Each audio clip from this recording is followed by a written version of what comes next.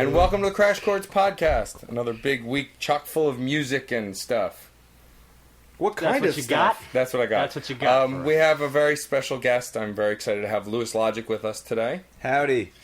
He brought us our record. I actually saw Louis play with a bunch of other fine rappers last night. Last night? Was that last night? That was last night. Wow, today was the longest day ever. For me, anyway, at work. Yes, last night, and it was great. It was my second time seeing Louis live. First time was when he was playing with the troupe of nerdcore rappers I saw, which I actually wrote an article about. I'll ask you about something else. Also, you also saw Saturday, the Tax Day show, our good friends Wall Street Players, didn't you? Yes, they performed on Saturday at the final show at the Full Cup. They're closing. Which is a local Staten Island venue that they've been performing at for years. The Wall Street Players are friends of ours who perform financial-themed rap music. They're a three-person group. They are hilarious. There's a big market for that. Yeah. There's only one market for that. And so I saw them, and they were actually followed up by an all-female rap group named Handjob Academy, who are actually quite entertaining. I enjoyed them a lot. That is the best band That's name pretty up ever. there. Yeah, I don't think you have to say they were actually quite entertaining. And they actually expressed an interest in being guests on the podcast in the future. I chatted with them for a bit. But I was actually really happy when I saw your performance this weekend as opposed to the first time. You played a lot more songs from previous records.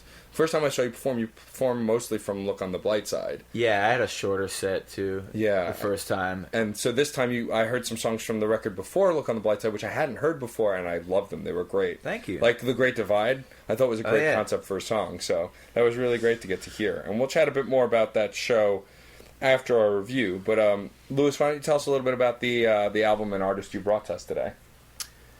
So the album that I brought is two. What is that? Two I's? Is that Roman I? Yeah, I. Okay, the album that I brought is called I by Unknown Mortal Orchestra. The best indie pop band with the worst name of all time.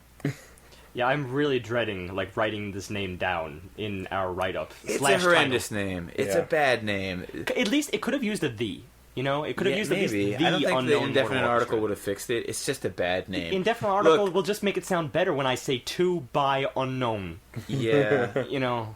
Well, anyway, listeners, people who are just reading what the reviewed album is going to be on this podcast, be forewarned. The name is misleading. This is a really good record. And so this is a record that you're actually quite familiar with, that you were a big fan of, that you brought to us. It's a record that I have actually created excuses to talk about. So when you told me that this podcast was about reviewing a record, I was like, perfect. You're like, excellent, to quote Mr. Burns. So any regular listeners should know that their next hour or maybe an hour and a half should be cleared. Yes, for this record. Right. Well, because considering we can always talk at length, but when our guest is also a huge fan of what they bring, it makes it for an even lengthier conversation. It does. So let's jump right into the first track, From the Sun. So I will say by the band name, I didn't know what the hell to expect, because we had another band that was like symphony or orchestra that you brought that was... Silver Mount Zion? The Silver Mount Zion. The Silver Mount Zion Memorial Orchestra. Which... Formerly the Silver Mount Zion Memorial Orchestra with Tra-La-La Band and Choir. Wow. Someone really needs to regulate these band names. No, they went through like 5 I think that was the topic arcanation. of the day, actually. Yeah, that when we after that review, we talked about insane band name titles. Anybody listening who can tell me the entire name of Oingo Boingo? Free cigar. Oh, I'm so close. But not today. Today is not the day for that. So From the Sun was a great, I thought a strong intro track as far as introducing us to a sound that we thought we were going to get. turns out that the record does jump around a bit, but it's got this kind of, to start, this very 60s kind of early Beatles-esque sound, but it had a very kind of bouncy rhythm to it. I'm going to challenge you a bit there. I don't think this necessarily started off as anything that fools you in one way or another. The fooling comes later, because at this particular stage, I think they're in sort of this indie hipster land. Believe it or not, I actually detect a little bit of influence from some modern bands, and come to think of it, I think that's supported through the acoustic versions that were found at the end of this record. One of them actually is Swing Low Magellan, the title track from Dirty Projector's recent album Swing Low Magellan that we reviewed back in episode 40. So that's, I think, kind of where they were coming from, at least in the modern perspective. They're sort of in that territory, because they have very, very similar styles. So I'm not surprised that they covered that track. But then, when you listen later in this album, they start dipping back into that late 60s, early 70s territory. And that's, I think, where you kind of end up for a while. I think that's with fair. Interludes. Yeah, but it does have a unifying feel to it in that old nostalgia style, and that is, just from the get-go, first track, From the Sun, you're immediately exposed to a very earthy, natural kind of feel in the music. I likened it to overexposed film. It just has that very old school, almost vinyl twang to everything. It's a very dusty record, and I think the popularity of the band came from early demos that the lead singer-songwriter Ruben Nielsen made that were characterized by really dusty drum recordings, breakbeat samples, etc., with very heavily treated vocals that gave like a really soft fuzz sound to everything. It's a soft fuzz and also really heavy on the high end. Like, at the beginning of this, there's really not as much bass going on as does eventually come later. Here, it's very just kind of tinny almost. Mm-hmm. So, yeah. Dusty, I think a lot tinny, of their I think stuff these is words tinny. would And then go there's together. like a bass line that will come in on the song, and exactly, and even that sounds like it's filtered through like a few things, like it was a recording of a recording. I'm almost. sure it is. But it's a stylistic choice, of course. I'm sure it was very high produced in its own way.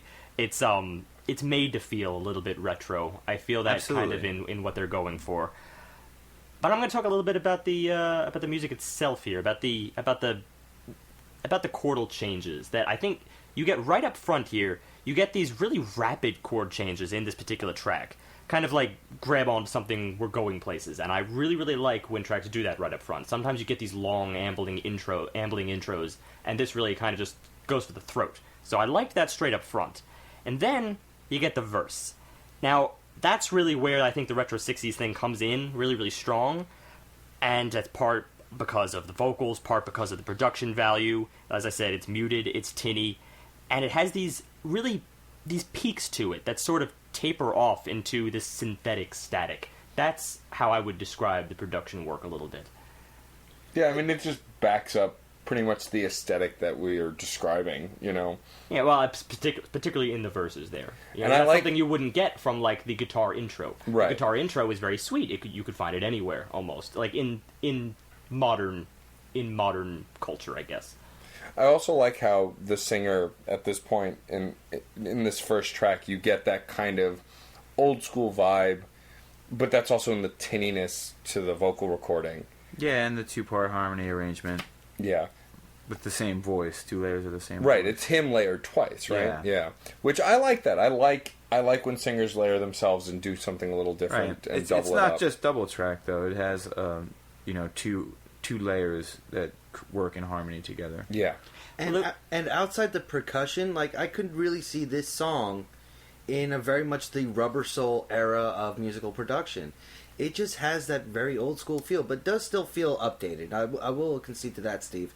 It's that percussion line that really does seem to be a little more modern than what you would expect. It's that, and it's also little areas of their melodic work here. I'm actually going to highlight a specific moment on this track in the verse, just toward the end of the verse, as the verse is starting to end, and you get this line: "If you need to, you can throw away the only one," it's referring to the sun in the song, of course. And there's in the melody, you get it sort of scaling down on an E Dorian, sort of on this penultimate chord right here, And then when they sing that line, they harmonize on F sharp and C sharp, which is a fifth, very open, very airy. And then it's held as an anticipation for the B major root that follows, and it steps in on the following beat. So it's like, because that C is there, the C sharp, you get a B major ninth. And that's a very, very cool transition, because you get this open, airy feel, and then all of a sudden it thickens out with the root beneath it. Really, really cool. Just like that one moment there, because the rest of the verses are like, you can kind of take or leave it. They're just sort of stuck on the same moving chords. But then it's those anticipations that I really, really like. That's really playing around with what you have. It's a beautiful accent to the rest of the song that really keeps you engaged the whole time. Exactly. I actually heard this song in an Urban Outfitters and Shazammed it. That's how I found the band. Really? Yes. Really? Modern technology. I heard it over the speaker system in an Urban Outfitters in New York City, and I think I was in Soho maybe, and I walked to Other Music from the Urban Outfitters and bought it because I was like, this is awesome. That's pretty funny. And we've talked about this before. I could, first of all, This I is can like kind of the- see that. I can kind of see that feel, or at least like in a department store here, because it's so soft at this point. This first track is very, very smooth. It's very laid back. It's gentle. Yeah. Yeah. I actually commented, I thought it felt like waves of relaxation, especially at that one moment that I described. We've talked of this before, and this is probably one of the best examples of that department music. We've actually, Lewis, we've talked about this a couple of times, how we've had a couple of problems with songs, specifically because it feels like it could be playing in Macy's. So it's kind of fortuitous that you actually found it in a department store. Yeah, that is true. And also that it turns out to be a positive in this particular point. Yeah. Because, normally I talk about that in a cliché fashion, like, oh, you're shopping and you're hearing something that is so insanely forgettable. It's just, like, you actually are more worried about shopping than listening to the music. And that would be kind of a sad thing. It's Here, a this kind is of something song that would stop you in your tracks. Yeah, exactly. And Shazam it, in this case. Yeah. Which, I have to say, as someone who now has it, I'm so spoiled that I don't have to know things sometimes. Like, that you can just, I hear a thing, Shazam. Oh, Forget that's Shazam, what it is. I prefer Soundhound.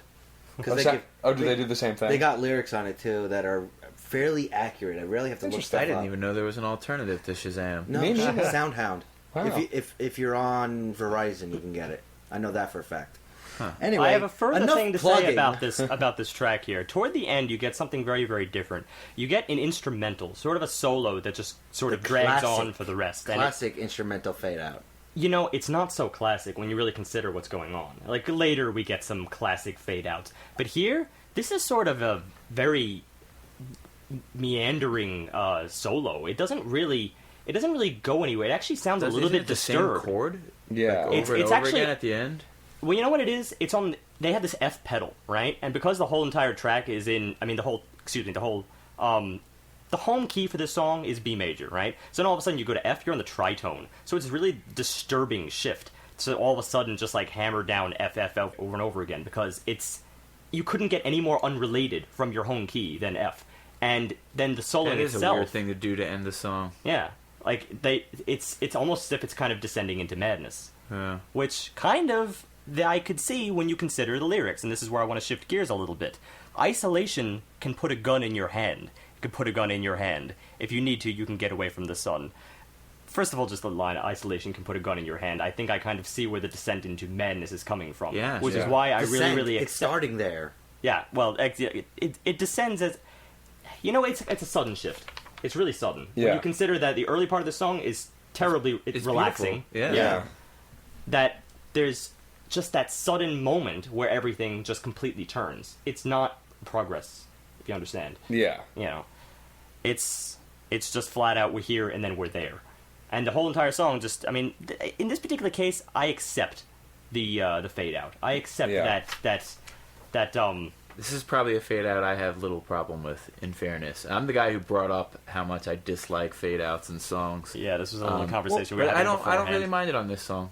Oh, you don't have mind it, okay. No, I don't mind it on this song. Typically, I guess the thing that I really hate is band playing full blast with all their instruments really going for it, and then it just fades out into nothing. I don't like that. things strip down before the fade happens. And to be fair, we do get that later. We are going to. I mean, we're going to get examples of fade outs that do just kind of drift, and it's almost as if they never even existed in the first place. It seems as kind of a. It's a cheap shot. Yeah. From a musical perspective, but no, this had real artistic license, I think. The only thing that was really strange was that the soloing overhead, you have this tritone pedal going down there at the bottom, and then the soloing overhead is utter gibberish. I was actually trying to figure this out. It doesn't seem like it's in any key, or if it is, it's a key that's unrelated to the tritone itself. So they're really trying to step away from where they started. That's obvious. I mean, you can hear it, even if you're a layperson. It's a little disconcerting. It's very strange. Yeah, you can't identify a melody. Usually, I didn't have a problem with it, but I thought it was a really weird choice. It was. Yeah. The thing about solos is that usually they're born out of the melody itself. Like, yes, they're improvisatory, but they're born out of the melody. They tend to come from something. something. As like a head. And then... This is utterly nothing. Like, you can't follow it at all. Well, it does. It's gibberish. It does speak to the actual content of the album as a whole. What they're going for thematically is a little bit dark. We're not there yet. No. It's a little bit dark, a little bit depressing, and a little bit just all around. Oh, you're just talking the overall sense, the tone of it. The tone, okay. Not lyrical tone, musical tone, and in composition. It really does a good job of setting us up for what they're going to explore in this album. Well, that could be argued, in my opinion, only because I think this is a safe point to move on to track number 2, Yes. Swim and Sleep Like a Shark. Because here, we take a bit of a turn. This is not so much straddling genres to me as it is immersed in the 60s. Yeah. This is straight up almost emulating the kind of stuff that you would get from, like, the late 60s.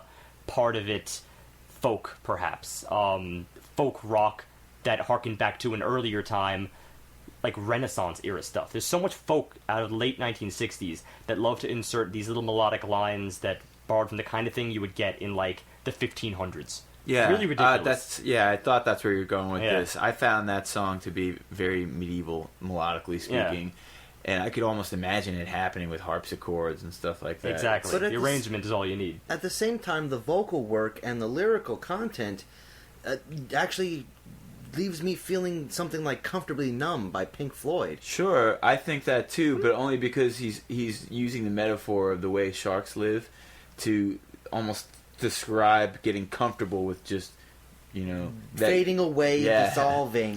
Yeah. And it had a bit of a subliminal effect on And that speaks to the title, which is at the moment where I said that I really like a lot of the titles in this record because they're very clever. And this one, Swim and Sleep Like a Shark, and the fact that sharks don't sleep and that they can't stop swimming.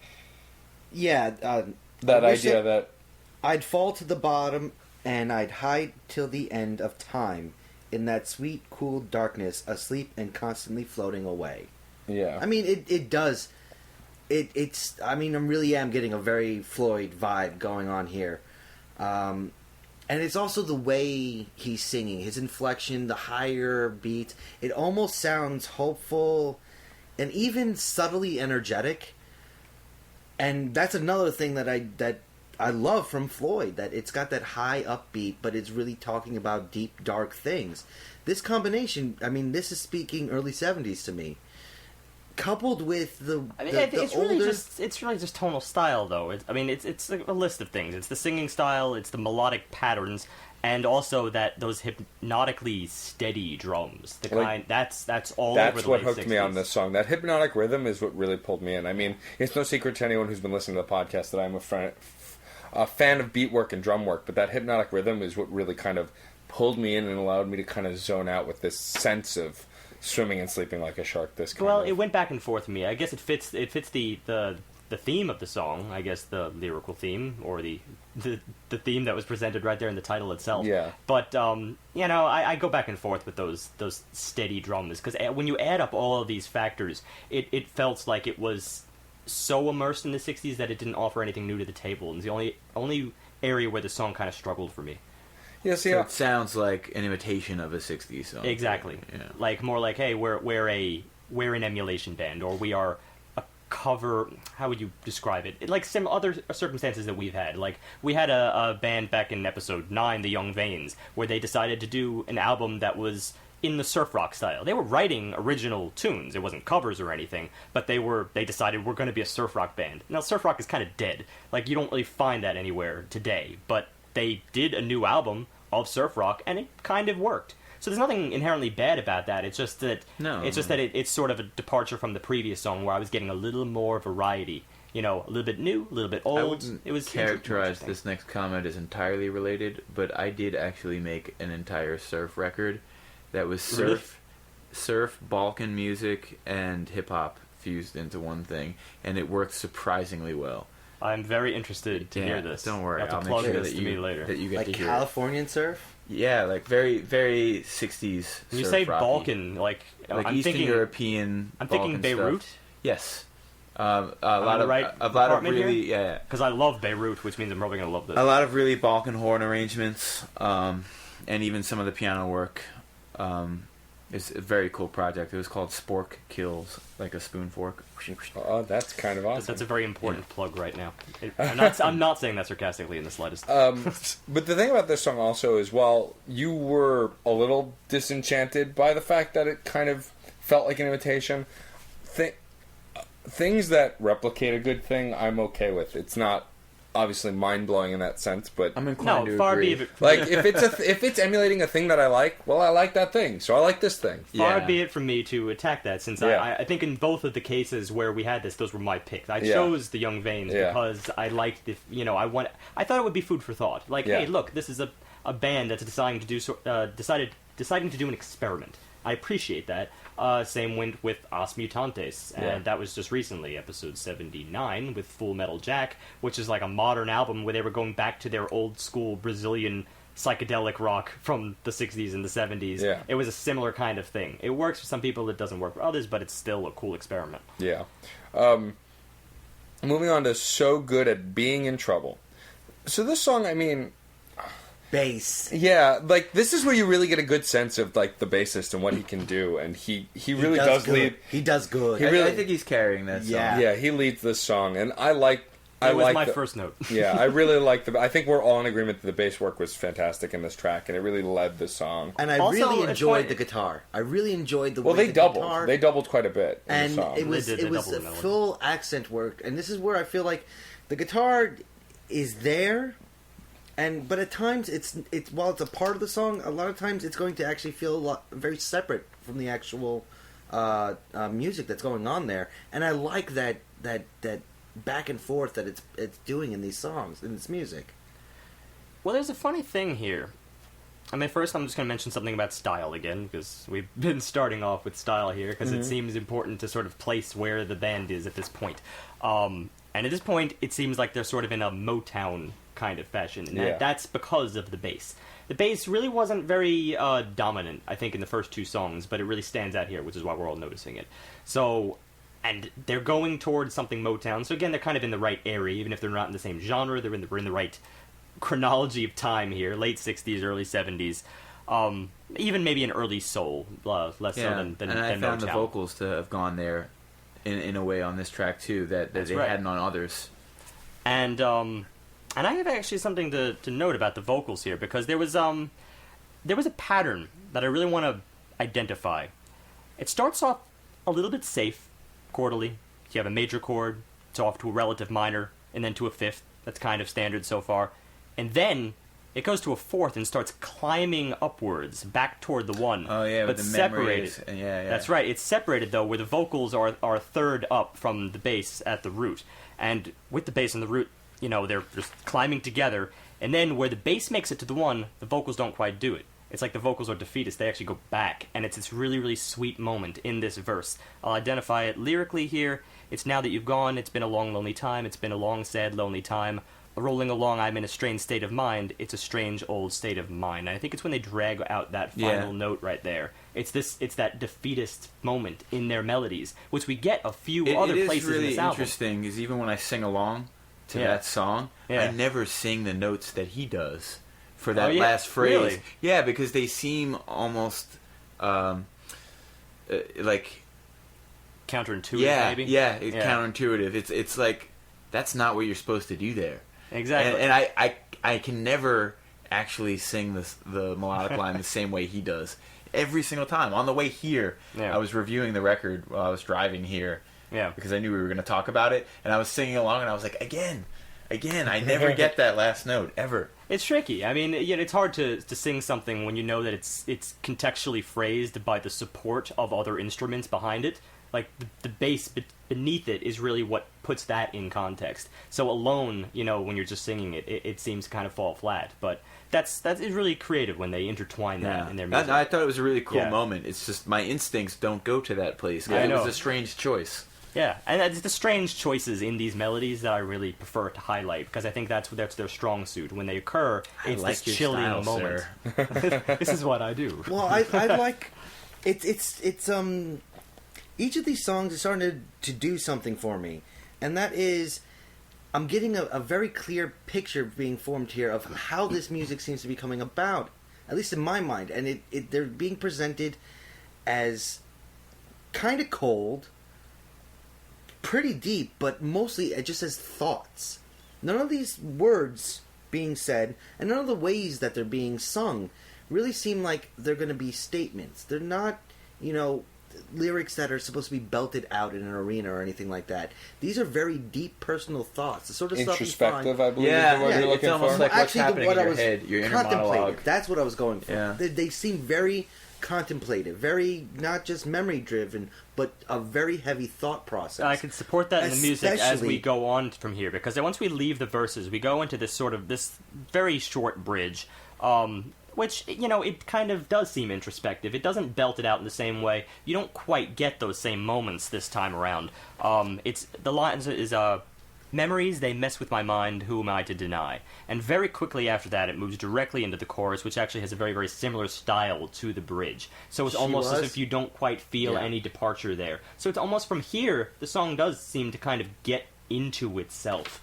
Well, it's also... It's not really reaching out in any, I could define that moment kind of way, as I did in the beginning. It's also that repetition of, she was so good at being in trouble, 10 times? And it spiraled, and it ended with so bad at being in love. That just cemented the idea for me. And that made me look back on the previous two songs and go, yeah, these are really just straight up thought process pieces. These are really just like deep, dark corners of the mind that he's starting to explore here. Sometimes he's very out with it. There are moments where I'm very invested emotionally in the melodies themselves, and there's times where it seems to drift. I still would argue that the times that it drifts, that's the stylistic choice, speaking to what you just said, that's the introspection coming there. But, the only thing about this track, it did repeat the whole entire process over again. So it was kind of like, all right, we have that process from the verse to the bridge to the chorus, and then we get the whole entire thing again. And then it kind of ends with this very weird, exotic, Indian-sounding outro. Did anybody remember that? Yeah. It was another it was interesting pretty. choice. But- Yeah. It seems like this band very much likes to, while they fall into some tropes during the songs, the ends and the beginnings, they try and go somewhere different. That's nice. It's like a trail into the wrong cave. Yeah, I love and it. it's like you'd said when we were listening to it pre-show, that it almost seems like they wrote these songs and then kind of created an intro or an outro after the fact and put it on. Like they're like, what's going to take us to the next piece? We've had issues with that with other pieces a lot in other albums, but in this case, I like them a lot more. It's interesting. It's an interesting thing to do. Well. Before I end up not saying it and we move to the next song, I did notice when I first started listening to this band that So Good at Being in Trouble was the most played song when you dig through their YouTube or Spotify,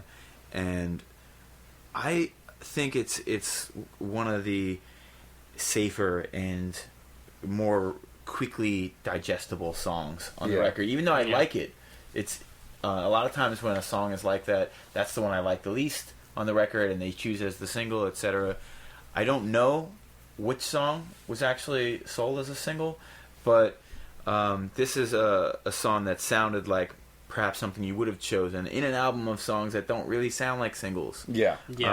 It I might have seems chosen like the kind this of a one band because that it's a tries little to safer. avoid having that mark about them. Sure. But I would agree that it did sound not necessarily the safest, but it definitely had that kind of accessibility. Yeah, it's definitely more accessible than a lot of the other songs. Well, I would... The speed of the song, like the tempo of it, the fact that you could interpret it, just at least on the surface, as a love song. Yeah. And so it seems like a good choice for a single. And usually I don't like those songs, but I Yeah. still like this one. It does annoy me that it's the most played one on the album. Yeah, because I like other songs a lot more on the record. Me too. And I feel like the people who are listening to that song are overlooking the greatness of the others. Right. And speaking of songs that I like better than this one, the next one is actually one of those songs. Brilliant segue. Yeah, man. no, Brilliant. take me there. Yeah, no. One at a time is the intro alone on this song kind of hooks me from the beginning. It just kind of pulls you in, and again, it was so much less safe than the previous track, and yet it's interesting. This is that where you we say go into those- another. Excuse me, but this is where we go into another facet of late '60s, early '70s, and this is full-on psychedelic rock. Yeah. This time Woodstock, say Foxy Lady, which was the immediate thing that came to mind. Yeah, It and had I a hear Hendrix that. feel. It had that It Absolutely. really does straight up- remind me of that a bit. It was that funk attitude infused in rock setting that Yeah. really just it's doing a big shift from the more, I guess, melodramatic tones of the previous songs. Yeah. This one has its own version of drama going on here. Now, I will say, like, speaking to what I said in track one, this is a case where it's sort of a modern take, modern impression on what to do with psychedelic rock. Yeah, and you get a sense of that, and I think that's what's so intriguing about it, and what pulls you into it. I think we should take a moment to realize that we're 4 tracks into an album, that each track has been in a different style, which is Yeah. really cool, especially seeing as how it's still a fairly cohesive album sonically. Not even I think they know their era, but they don't know Yeah. what they are in that era. Yeah, I think Yeah. that's I'm what I'm getting. happy that they don't know what they are in that era, because Yeah. they're not just churning out 10 songs of the same thing. Yeah. It's always interesting to hear a band jump from place to place, and this song, even within itself, jumps around quite a bit, and I think, again, that's one of the more interesting facets of it, that it doesn't just settle in one place, it kind of jumps around. I have my moment to point out here. The opening verse of this track, it really packs a punch, in my opinion. Yes. That's really, I think, what grabbed us all. And it sort of cries out, much like a chorus would, even though it's a verse. It has the power that a chorus would, by singing these notes across wider intervals. In this case, it's just the E minor triad, going from, B down to G, down to E, and then back up again. And it's really belted, almost kind of swooning in a way, and I really, really love that stuff. But it also holds the last word, breeze. And here's the lyrics. I'm only floating on the breeze. Sweet dreams are falling from the trees. And just take the last words of these lines on breeze, it holds it on an A. So instead of they Yeah, step I away thought from that the was an triad, interesting choice, too. right? Everything is in E minor for a while, and then they hold that A, which creates this sus4 chord, which is a little more depth there, a little more introspective. But what I really, really like, and I'm going to jump ahead here only to explain this point, because we get this verse 3 different times. And the second time the verse comes, there's a lot more complexity in there. It seems like everything is just thickened out a bit. And instead, this time, when it falls on the A, it seems like the other instruments beneath it are filling in the other notes to create a full-fledged 11th chord. And that was really, really cool.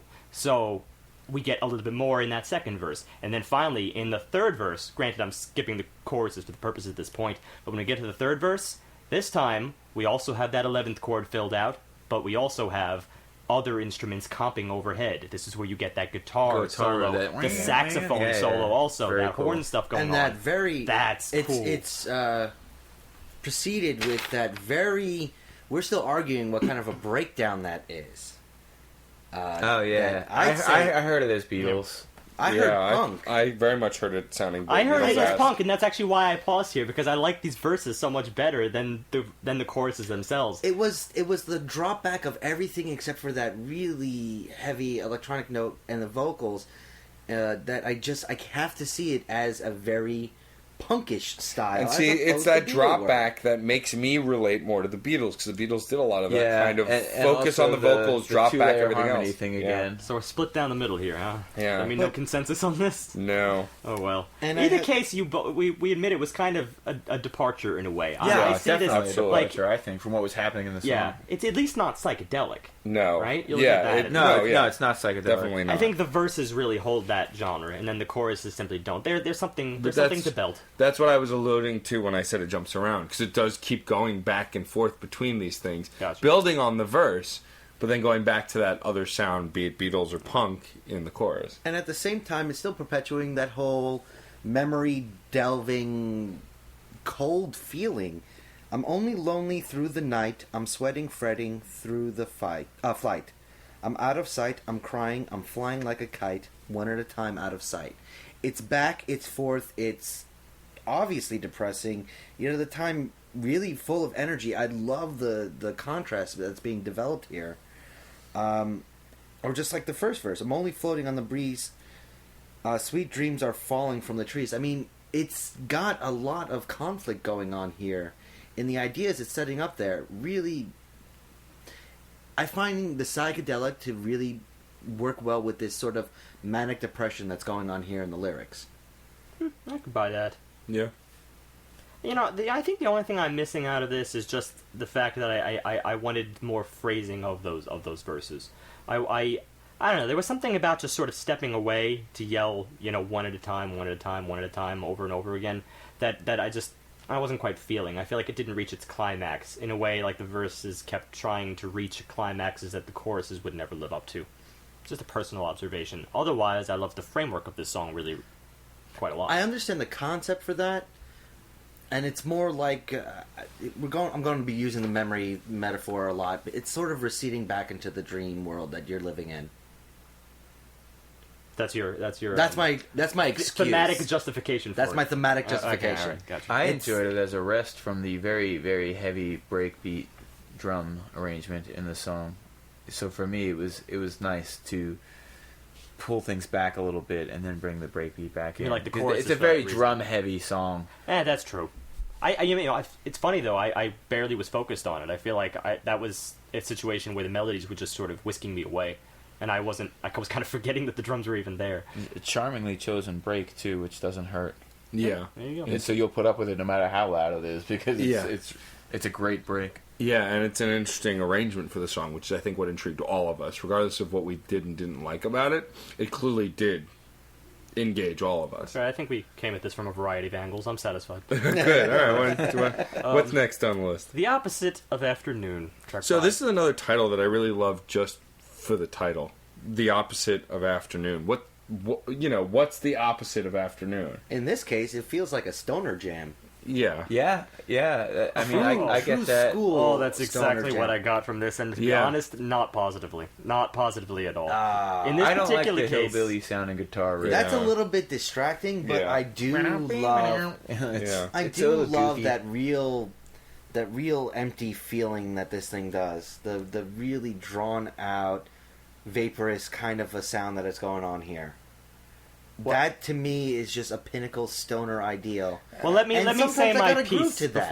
before we move on to this into the finer points. But this, at least on my first listen here, especially on my first listen, this was just a bit of a hole for me because it had me really question where they were genre-wise. I know we've been going back and forth on this, and in the end, it's really not that important as to where they are. It's just how good it is as to after they've chosen what they've chosen. But it was a little bit weak here because they were so stuck in the past, it seemed. And I don't know, stoner jams, they go back and forth to me. If you're in like a Grateful Dead scenario and you're really, really into jam bands, you just want to do that for 15 minutes straight, well, great. But this honestly had me feeling like I was in a VW wagon, stoned off my hide, contemplating existence, and all I really got out of it was munchies. That's a very vivid picture you're painting. I mean, for me, unfortunately, 5 was the start of a 2-track kind of downslope before lull. popping back up. Yeah, a lull. Because 5 and 6 I really didn't like. 5, the opposite of afternoon, my biggest problem was the points that John likes about it being a stoner jam are exactly why I didn't like it. And I agree with Steve. Like, I have my fair share of stoner jams that I enjoy and the jamming out stuff, but I felt this one just left me confused, wandering, and I get the appeal because I want hungry for more. I want the other things that go with it. I want the Yeah. revelations and the introspective, space-time, whoa, but you don't get any of that here. It just Here's feels like something you stripped away the substance. that I do enjoy about the song. This is another one that has very medieval sounding melodic lines in the singing. It did. And- It definitely and- did. It's And got in amazing the first part, lyrics. the lyrics are Amazing really lyrics. cool. Very poetic. You and I are on the same page with that. The other thing is, in the intro of the song, the melodic line and the lyrics are presented more stripped down and acoustic, and I really enjoyed that part more than the fully fleshed out, built up song that had the hillbilly guitar riff in it. I almost feel like if they would have tried this song with a different production style, I might have actually really liked it. So Yeah. maybe Yeah. the choices that they made in production for this song were not my cup of tea. And the vocals were actually a little bit weak because the lyrics themselves are really inspiring for me. Open eyes in the gardens of sight, it's all right. Only when you crawl in the dirt, frozen invitations to a solvent gloom tonight. I gotta argue something That's here. pretty. It's That's pretty. It's just very pretty. gorgeous. It's very pretty. Granted. But the only thing is terrible that presentation. they're Yeah, not that's promoted. fine. Like I can't really focus on that. This because is the sound mid-level. This is when a lot of the stuff is getting in the way. This is when a lot of the instrumentation is getting in the way of the vocal work. Well, it's not even just instrumentation; it's how it's sung. I mean, we've said when it comes to English and singing and any kind of vocalization that it's not always what you say; it's how you say it. No matter what you're saying, if how you say it isn't engaging or entertaining or even with the right melody or purpose, it kind of gets lost. And that's what I think really happened here. Is the lyrics are beautiful, but how he sings it just doesn't get me here. I just kind of got bored. I feel I just got 4 minutes of the ambling nature Yeah. of the melody, and it just I don't know. It's something that felt weak by comparison to what we've had so far. Yeah. There was none of those aha moments, that really make it a memorable hook to me personally. Granted, great poetry here, but then we got one big thing. At the end of this track, major shift. It's almost a completely separate thing. It's an outro that essentially, as we get the outro of the song itself, it's just abruptly interrupted by ambient music. Mm-hmm. All of a sudden, you just get this ambient drone, which almost felt like a microphone was placed in an old construction lot, with just these metallic tones, like the sound of wind vibrating against something industrial. And the backdrop is just ambient city noises. Like, cars could be there, but nothing is really highlighted. No. It sounds like a cluster of sounds, but nothing distinct. But I liked it. No, I did too. Well, this talks back I freaking to loved it. this talks back to what we were saying earlier, that they like to drop in these intros and outros that seem somewhat disconnected, but Well, I argue that here it was very disconnected, but it fortuitously, for me, who likes this kind of stuff, I ended up enjoying this outro more than I did the song. I really don't think they had any marriage at this particular point. No. Later, I could cite them. Definitely later in this album, I could cite like connections where they use their electronica prowess with this late '60s sound. But here, I couldn't justify it. No, it's just it's like Lewis said earlier. These are moments where it feels like they just wrote something separate and put it on the end. Here's your moment, John. Prove me wrong on the lyrics. Is there any reason in these lyrics why this should have just been so abruptly interrupted? It would have been so much better if it had just been a poem. Yeah. That's what I'm really down to. The lyrics are the best part of this, but it's a poem. That's I it. still like the medieval melody. I think it's a Yeah. cool melodic line. It's just I don't really like the production of the song. Yeah. If this was my record, if I was the producer, I would have been like, can we try this a different way besides like hillbilly funk guitar? Come Well, on, that's man. what I'm speaking. A poem, and this is very much a free-form kind of a piece, works well with that sort of a line, with a very literally old school kind of a feel, because the marriage is there. The problem was everything else. Right, which I think we've pretty much made very clear. Whatever. The end is awesome. Well, okay. Ending You're welcome. aside. No need for a leader. Track 6. Yeah. So this one is. I mean, I think we're all on board that the drum and guitar work in this was very cliche, very textbook of the time period they're trying to emulate, and was not very engaging riffs at all. that That's sound not the- like I've heard them before on Yeah. other That's records not a the worst bunch. part. That's not even the worst part. What's the worst The part? worst part is this. Once again, we're getting really nice poetry lyrics that, one, don't fit the album very well, and two, are so overproduced in the vocals, so Yeah. overexposed that you lose everything that would have been pretty in the song. That's not the worst part to me. The worst part to me is the same exact problem that we had on the last track, only here it's putting the good stuff in the beginning, and then we get the boring stuff. I think they did that here. too. We get another electronic piece, another it's probably one of the most artistic parts of the album is this beginning here, where you get this. Well, it's not the most artistic part. Actually, I could cite another one later. But here you get this sort of grating sound of phasing and ringing that, it's harsh to listen to, but it's still interesting. It shows that they really do have prowess when it comes to electronic work, which you wouldn't expect so far, but they do. And then it just fades into bass somehow. Yeah. The transition is very and then you hear the drum distracted. track just fade in exactly, slowly. which I didn't notice on a first that's listen. That's where you said something, Lewis. You said that you had imagined them writing these songs first, these sort of old-fashioned melodies, and then deciding, okay, we need something to kind of tie this all together. We need something to add transitions and outros and intros, and let's use that electronic stuff we do also. It's like they added that and supplemented here because again, it's something I just could not find a link. Yeah, I don't really think there is one. Yeah. Intros and outros work best if it has connection with the other stuff. But the fact You've got a lot of bands that have had this same problem, and it's becoming repetitive with these issues. I mean, at this point with this song, my biggest problem is the cliche guitar I feel like I've heard before. And that fade into the drums, I didn't even notice on a first listen, but when Lewis pointed it out when we were listening the second time, that's when I really heard it. The fact that it was almost like they had the separate tracks playing and they just turned the volume up on the drums as the song started. It just was bizarre and felt very amateur. I don't know why I pronounced it that way, but amateur. It felt very amateur. Amateur, yeah, I was being French or something. Well, it also, I read the lyrics as we were going along with this. It starts off with, something wicked this way comes. We don't like to fall, but when we come down, we lose it all. This became a call to arms. This is really breaking up the theme work that I've been harping on in the previous tracks. I mean, it's a little disappointing that way, because in context, separately, the lyrics are really good. I just don't find them. They certainly don't fit with the rest of the record. Exactly. Yeah. They were Real not big very issue. melodic in this track, and that's, I think, what my problem was. Is because up till now, we've had some pretty standoutish melodies. I agree and completely. This was just lackluster in that department. I can't explain why. It almost sounded like spoken word over a soundbite in a way, which maybe didn't fit this medium so much. And even still, it's not even spoken word over soundbite because there was guitar and drums and other stuff left and right. It just was very boring. Well, you have a bass riff that repeats almost endlessly. Yeah. It's like that's a Yeah, sample that's true. of a soundbite, and it's really, really heavy on the cymbals also to sort of create this grumble beneath it. And that is really, really steady. That never really goes away. So you're almost kind of fooled into thinking there's more going on than there really is. Well, this whole song reeks of repetition and not entertaining repetition at that.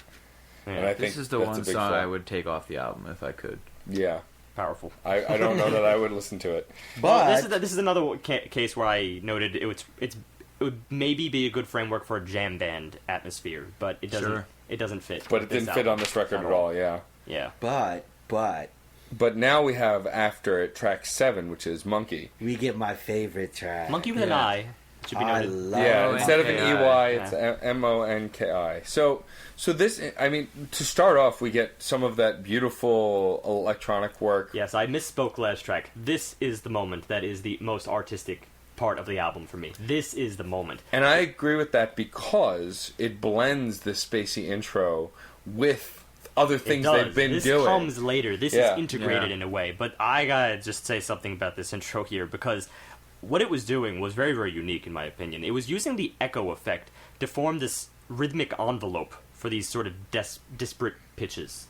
They were all over the place, and they would come from multiple sources. Come from predominantly the guitar, but a lot of times you would hear other things, like I think they was using a high-pitched drum, and then tweaking it and bending it, and then you would hear it echoed again, and it would just create this pitter-patter. So that's pitter-pattered against the guitar. It seems to be almost random, but the echo kind of makes it rhythmic because of how it's echoed. Yeah. And that was really, really cool. It's different for this album, but it did really fit this track because it was eerie. It kind of went back to that same industrial thing that we got in that other ambient section in the outro of the other song.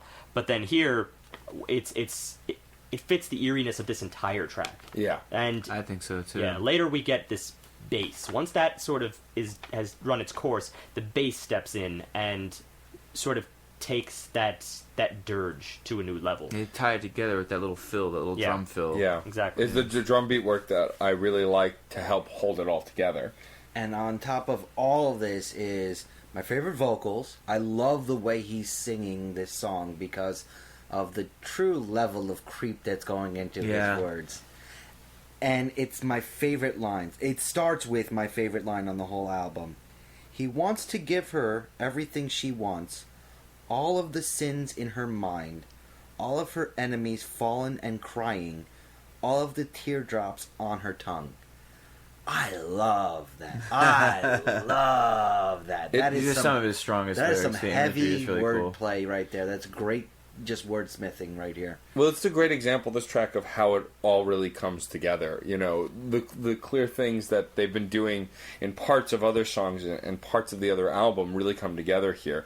And, you know, it's really highlighted by what I was teasing about and that Steve was talking to a bit also, is that great intro that we love comes in again later in the middle of the track, but this time they're mixing it with everything else they've been using and blends this song to make it even something else. Right, they use it as an interlude. They use it while it comps, you know, in any number of capacities. Yeah. It feels very, very integrated. And the thing about this song also is it's the longest track on the record. It's over 7 minutes, but it feels so much shorter than track 6 because you're entertained and engaged the entire track, where it felt like track 6 was never going to end. It's a really gloomy song too, to Yeah. be so entertaining. I think they pulled off a bit of magic with this one. Yeah. I love it's the as Matt said, that space in between the notes and the guitar work, coupled with a fairly fast percussion and bass line that really kept everything flowing. You know, that's a funny thing. That, it's a funny thing you say fast, considering that I consider this whole relatively. I do consider this whole song to be really slow and ambling. But then that bass, you're right. The bass itself, when you consider how fast it's strumming, it is actually strumming fast, but it's staying on the same note almost half the time, and that's why it's able to kind of keep that dirge going. Yeah, and everything just follows along what the percussion and the bass are doing, and there's no catching up. There's no falling behind. Everything really feels to be placed where they should be. Every chord, every note. The timing on this song is what makes it feel so short, regardless of its actual length. It fools you into that. The drawn vocals, all the way the length of notes are designed here, just keep everything from becoming stale. I think it's because, especially considering how they started, I think they had a way of sort of making this track feel very cosmically isolated. Yeah. You know, well, like that's I what said, you get out of the sound bites in the early portion of the song, and it's kind of what the bass is able to somehow emulate itself.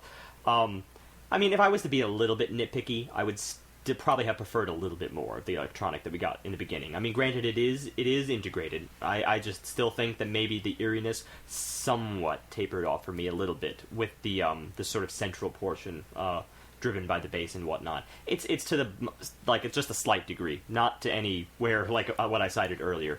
But I think I am starting to notice that I like their electronic work perhaps better than, or at least it's a hidden talent.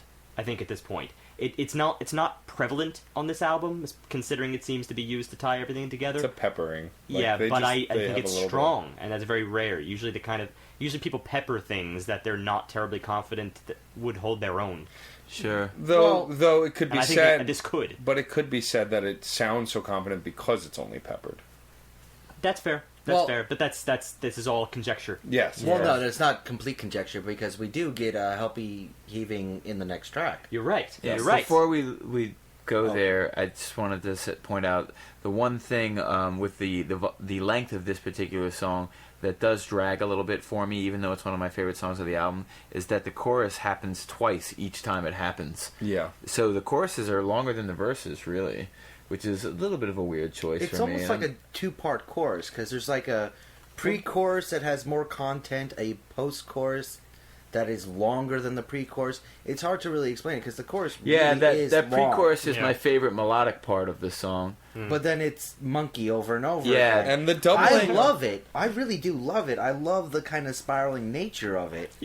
It's funny because that seems like such a 60s thing to do itself. It's also just pick a random thing, monkey, monkey, over and over again. Monkey, she wanted you. Monkey, she wanted you. That's the kind of line. And Well, that's her name. No, that's the kind of That's line. her. I know. But that's the kind of line that feels like it would come from the Beatles. That sounds like a Paul McCartney / Lennon line. And so Yeah. far, we're just like identifying musical things that would come from the Beatles. Well, but that it's- really does sound. It's what's it called? I'm the Walrus. Choo, choo, choo, choo, choo. But kind of repetition to it. that might be a Not little a stretch. not as strong. No, but it has that sort of keep doing the same thing over and over again. I like that. If you want something that relates to the Beatles, I think it's the bass here. This actually sounds McCartney influenced. Yeah. I mean, Which I'm okay with. Yeah, I'm very okay with. I agree with Lewis. I think the doubling of the chorus, though, was a little much. I mean, it doesn't ruin the song by any No, not for imagination, me but- either. But I was expecting the verse to come back in, and Yeah. when the chorus happened again, I was like, oh, we're not done with that yet. Okay, fine, sure. Well, all they right. have the. Honestly, there's no respect to any sort of verse chorus. These guys are pretty kooky. Yeah, they from don't track care. to track. Oh, they are. They don't kooky. care. Their chorus could be 2 words in some cases. They don't Yeah. care. Yeah. I'm okay with No, I'm definitely okay with that. It was just this particular choice for me. I was like, I could have stood the monkey chorus one time. Yeah. I didn't need it twice because Yeah. I was really enjoying the verses, especially when they would get to that little pre-chorus B part in the verses. With that one line, it's in the stars, the musical Yeah. notes. Like, I love that section that leads into the monkey chorus, and I'd rather have more of that than the Interesting. monkey part. Different perspectives. And I will just put one period at the end of the sentence here, just as far as what I stated before. I will admit I'm approaching this with a bit of a catch-22, because when I said that about the bass, the bass probably is one of the strongest, the grooviest parts of the song. And I think maybe Yeah. this is the part you're talking about with the was the pre-chorus or the chorus you were mentioning? The pre-chorus. Pre-chorus. I think that is probably one of the more groovier portions. I think that's probably one of the strongest parts of this, even though I also like the electronic part. So it's like you can't have, I think one supports the other. I think, yeah, I was You going to know. say, this So song you is like- very tied together. Yeah. So you like kind of everything, as Well, opposed to one thing. Well, this is I just a like good the two example of different them. things in different ways, and I dislike them in different ways. I'm very fickle with this song. I think they're firing, on all cylinders on this song because their electronic stuff is shining through, and the style that they're establishing from song to song is at its strongest here. it feels like they're at their most integrated. Like maybe this is a step in their musical Yeah, I'm career. curious. Yeah, very to curious hear where what they they could do with go the next from record. this. Yeah. And speaking from that, So we Dawn. have track 8. this yeah, is what Dawn. John was getting at before, and I'm very glad he pointed it out, because actually this very much does prove that they can do an entire piece with that electronic style. I would have said another great introduction. I actually was expecting by this point that this I didn't look at the track length when I first listened to this. I didn't realize it was such a sort of a short one-shot. But I would have expected that to be an introduction, and then it was going to, go into its 60s stuff. But it didn't. It was the whole entire track. Well, it's sort of an intro to track 9. This is designed to break up track 7 and track 9, because if they hadn't, it would have been a strange transition. You Definitely. needed a transition piece here to keep this record flowing, and Dawn was definitely a beautiful way to do it. I agree completely. This immediately brought Boards of Canada, which is a compliment, as anybody who's heard me speak of this band before. Episode 54. One of my favorite pieces that Steve ever brought on the show.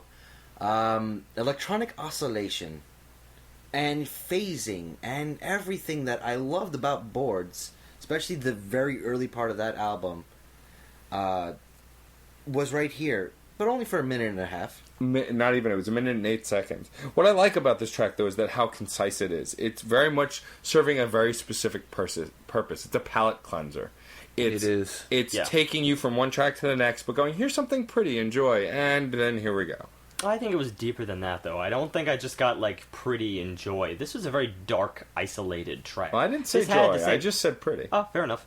But, yeah, there's prettiness in isolation, I think. Yes. And I think that's why it's really important to compare this to Boards of Canada, because there was a very isolated feel to that album as well. Specifically, we're talking about Tomorrow's Harvest, because Boards of Canada has done other work. But it's also the era again. This time, Unknown Mortal Orchestra here was able to throw their electronica back to the same era where their other stuff has been, and that's what really intrigued me. They were using tones, synth tones, the kind of stuff that you would get out of 70s electronica, the kind of stuff that Vangelis used to write back in the 70s, and believe me, when we did Boards of Canada, I was endlessly talking about Vangelis, because he's kind of the forefather of modern electronica in many ways, or at least the darker side of it. So probably the ambient portion and all that other stuff. But the thing is, earlier on this album, they felt so modern, like with the outro at the end of, I forget the track right off the top of my head, but the outro that was ambient and sounded like it was in a construction lot. That sounds like the kind of thing that feels timeless. It feels like it could be anywhere. But this is really, really honing a time period. So it seems like they were trying to sort of get their story straight, maybe. I don't know. It felt very connecting for the two tracks, and it really was a great way to bring us into track 9, "Faded in the Morning," which was a much faster paced song after kind of slow grooving to "Monkey." This got us kind of back into rocking, and I really like where this song goes. I think it's Me too. A great kind of funky psychedelic rock track that kind of brings you back up to speed and gets you going again. I'm going to be a curmudgeon here, but I just needed to be coaxed out of the previous track a little bit. When I was thrown right back to this, I did feel a little bit robbed of some degree of... It's an abrupt shift. Yeah. But I do think it was smart to not go from Monkey directly into Faded in the Morning. True. Maybe... Just in style, just in the imagery that's being shown in Dawn and Faded into Morning by the title names. It's, things are waking up, your alarm clock hits. That's kind of cool. Yeah, I wouldn't have even made that connection, but that's I'm good cool. with metaphors. I'm real good with metaphors. He will make either the best or the worst metaphors you will ever hear. And it'll be the same metaphor. And speaking of metaphors, lyrically, I really like the way this song starts. Words are floating through the windows, and in the house she blows them away, faded in the morning time. Oh, it paints a very interesting and pretty picture. And the introspective is back. Everything is there that I've been loving about this album. This had one of my favorite melodies in the album. One of, because I've already cited several others. But this here, I felt more emotionally invested in. This is after we get through, the 60s stuff from the earlier point, which I'm just kind of lumping into a box here, because it's almost like I take that for granted at this point in the album. But once we get through that, and we really cut to the melody, which is the emotional core of this track, when they fall on "Faded in the Morning Time," that just, it threw me, because it's another one of those defeatists ends of phrases, the kind like we got earlier on. It ends on sevenths, something that's a little bit more complex than just the melody itself. It ends on ninths. It's odd that I like these really defeatist endings so much, but I think that's really the emotional core of this track, and it's also because of the way he sings it. He belts it, really, really belts out that "Faded in the Morning Time," and I feel like there's almost a wail there. Like some of those vocal high pitches were really kind of chilling. He almost quivers on it a little bit as he says, "Faded in the morning time." It goes up. It's like a parabolic arc. Well, that defeatist stuff is throughout the entire record, and I mean, even looking at their name, Unknown Mortal Orchestra, like there's a lot of defeatist mentality throughout this record, and a lot of not only just in style. That's why I appreciate when they just go for the throat with it. Like if that's what if that's what their emotional center is, I think that's where this album is at its best. It's where it's able to make you remember it. That's what the kind of stuff that I was actually singing to myself later after I listened to this. That's the kind of stuff I had in my head throughout the week, was those melodies. Right. which were defeatist. I know that's sad and kind of depressing, but that's where they went with it, and that's what stuck. Yeah, I don't need all my art to cheer me up. Yeah. I actually really enjoy stuff like that. Exactly. I mean, there's a certain comfort in the company of it. Yeah. Misery loves company, that's the line. Yeah. I also thought it was an interesting choice to have verses that were so short leading into the chorus. So it's almost like instead of just being a verse and then a chorus, the chorus is a bit of a response to the verse, like call and response style, because the verses are only a few lines long. Like very few words even. It's the pattern is basically just sing 2 lines of verse. Your third line is essentially your chorus, and that's always faded in the morning time, which gets you every single time. It's a cool arrangement. It is. I really dig that. It keeps the song moving for sure. It really does. It makes the time just fly. I almost didn't want the time to fly because I was loving that so much. So. Yeah. That's my favorite of the more upbeat and funky songs on the record. Yeah, and I noticed even just in that repetition there of that final line, because we get so much faded in the morning time, there is a redundancy there, but it's not in a distasteful way. I like that it's redundant because that's where the emotional center is. Moving on from track 9 to track 10, the final track. This is Secret Xgens. No, I'm kidding. So it's Secret Christians, but like Christmas with Xmas, it's the first half of Christians is with an X. Just read it. So, Secret Christians is the final track. I think it's good he's explaining it. I heard the song and was singing along, singing the line, Secret Christians are so lame, and still didn't realize when I read the title that it said Christians. I was like, Xgens? What the hell is an Xgen? Yeah, I wasn't saying for Matt to just read it. I'm presuming that the listeners will have the word. They'll have the word in front of them. See, look, it's an X, and then there's a T and an I. So this is the final track on the record, and I know Steve's going to disagree with me on this, but I really like. I don't love this track more than any of the other tracks in the album. I thought this was in the vein of the more average tracks on the record, but I like where it goes to kind of wrap up the track. I felt like thematically, this kind of takes the record into a spiral that kind of closes it. Musically, yeah, I agree with you wholeheartedly. Lyrically, it's kind of like No Need for a Leader, where I don't see how it fits within the framework of the album.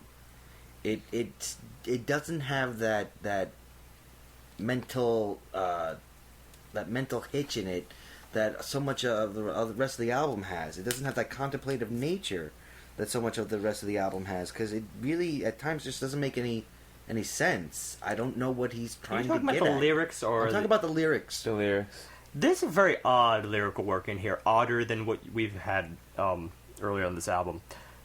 I'm going to hide from the rain. I am tired of running. Well, that's consistent so far. That's very consistent with what we've had. Yes. Round while these nuns eat my grain, ransacking, wolf-packing rats in a cult of fame, so lame. It's bizarre. Yeah, these lyrics are very strange. I want to know why the nuns are eating the grain. I'm usually better than this, and I can try to come up. Oh well, that's clearly a metaphor. No, metaphor in this track is a stretch. Don't be grumpy and cold. I know there's got to be an answer. If you want to, I can burn up a hole in this coal. I don't get the symbolism. Yeah, hard for me. I don't really get the lyrics of this song either, and I'm a lyrics guy. And that's really disappointing. This song worked on me based on the music. Sonic charm. Oh, yeah. I love the guitar. Yeah, it came from the same place, I think, that the main body of From the Sun came from after that really pretty acoustic intro. It has a very similar sound to Secret Christians. And that's my favorite style of theirs, actually. So I really love this song. But lyrically, it's by far the weakest. By far. No, that's funny, because actually, I don't know, musically I was back and forth with it. To my ears, it felt like more that was in the same vein as some of the earlier tracks. It didn't feel like anything dramatic about it.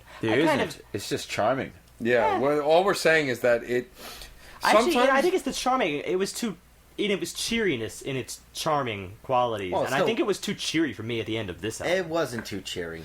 It wasn't that cheery. I found it cheery by contrast. But by contrast, it's pretty cheery compared to a lot of the other stuff. Yeah, but it's not cheery as in hi, happy, nice to meet you. But that's not what they're saying. That's just the irrelevant point. It's manic. Instrumental. I would have played it more manic than cheery. That's just not what I heard in the music at all. Yeah, it felt very much in the vein of the. You're all alone on this one, John. But I mean, I try. I mean, I think that's why I liked it as a close, because it was just unexplainably charming, and that's kind of what pulled me in, really more than anything else, as far as a final track. And the melodic lines I enjoy too, even though the lyrics I'm not crazy about. And I don't know, it's something about it reminds me a little bit of a Sly and the Family Stone song or something. I can hear that. I could absolutely hear that. Sure.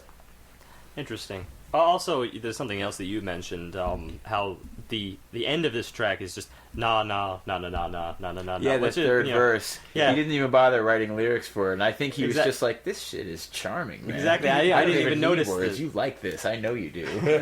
I didn't notice until you pointed out that it is almost the same it's the same melody as what he had sung, Right, but it's it's just done with na na na with nas instead of words. And, that's good for them. That's all I can say. And then good for you that you wrote a song you felt so good about. You were like, I can just do the third verse with sounds. Exactly. And then there's the true ending, which is actually just a fade-out solo. Yeah. And the solo was another one of those kind of meander, which I feel like was a little bit of a throwback, because it was almost like the first track, where we had that departure to the tritone, and it was this very bizarre ending that didn't seem to have any format whatsoever. The solos were just all over the place. No scale, no nothing. Just, have at it.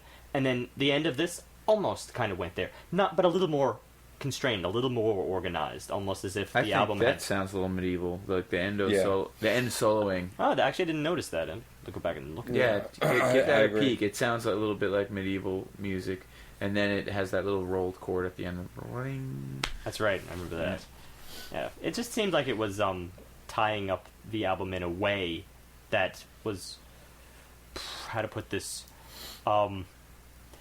against the grain. No pun intended, because he mentioned grains for some reason. Right. We're all in agreement Against their that own grain. we don't really think the song is about anything in particular. All right. At least nothing I don't that know. we can discern Yeah. from what's in it lyrically. Who are these secret Christians? I don't Why know. are they secret? I like that phrase, secret Christians. I They just have been don't. persecuted since Roman times. I don't All right. understand This any is of really- the rest of the lyrics. It's really funny, considering that not but a couple episodes ago we had an album which was a technically a Christian rock album, which was really all about the problems that band has with Christianity and how he wishes like it could be what he wants it to be, in a way. And I I'm think that wondering about whether everything. that Yeah. is I want what's going on everything to be here. the way I want it to be. There you Yes, go. there you go. So I don't know. Maybe there's a little bit of that in here. That's kind of what I get out of the word "secret Christians." Anyway, I was just talking about the music in the So outro. what happens next? So Now give we do our scores little now? wrap-ups. we're gonna do a wrap up. I think Steve's gonna take us off. No, I'm no. not. Steve always goes That's first. right. You've been I pushing think- me up front. I think lately. Matt should go first. I think Okay. you should. Because it's been a long time coming. No, I went first like 2 weeks ago. Shush. Anyway, so I mean, this album I really didn't know what to expect, because again, when you see Unknown Mortal Orchestra, well, for one, it says orchestra, so I initially thought, hey, it might be an orchestra. Nope. It's not. It's indie pop, rock and roll. It's an amalgamation of stuff, which was Silverman Zion wasn't an orchestra. no either. Yes, no, it wasn't. No, it wasn't. They pretended to be. Come on. They had moments. Yeah. But yeah, I mean, all in all, I really liked the record. I like that.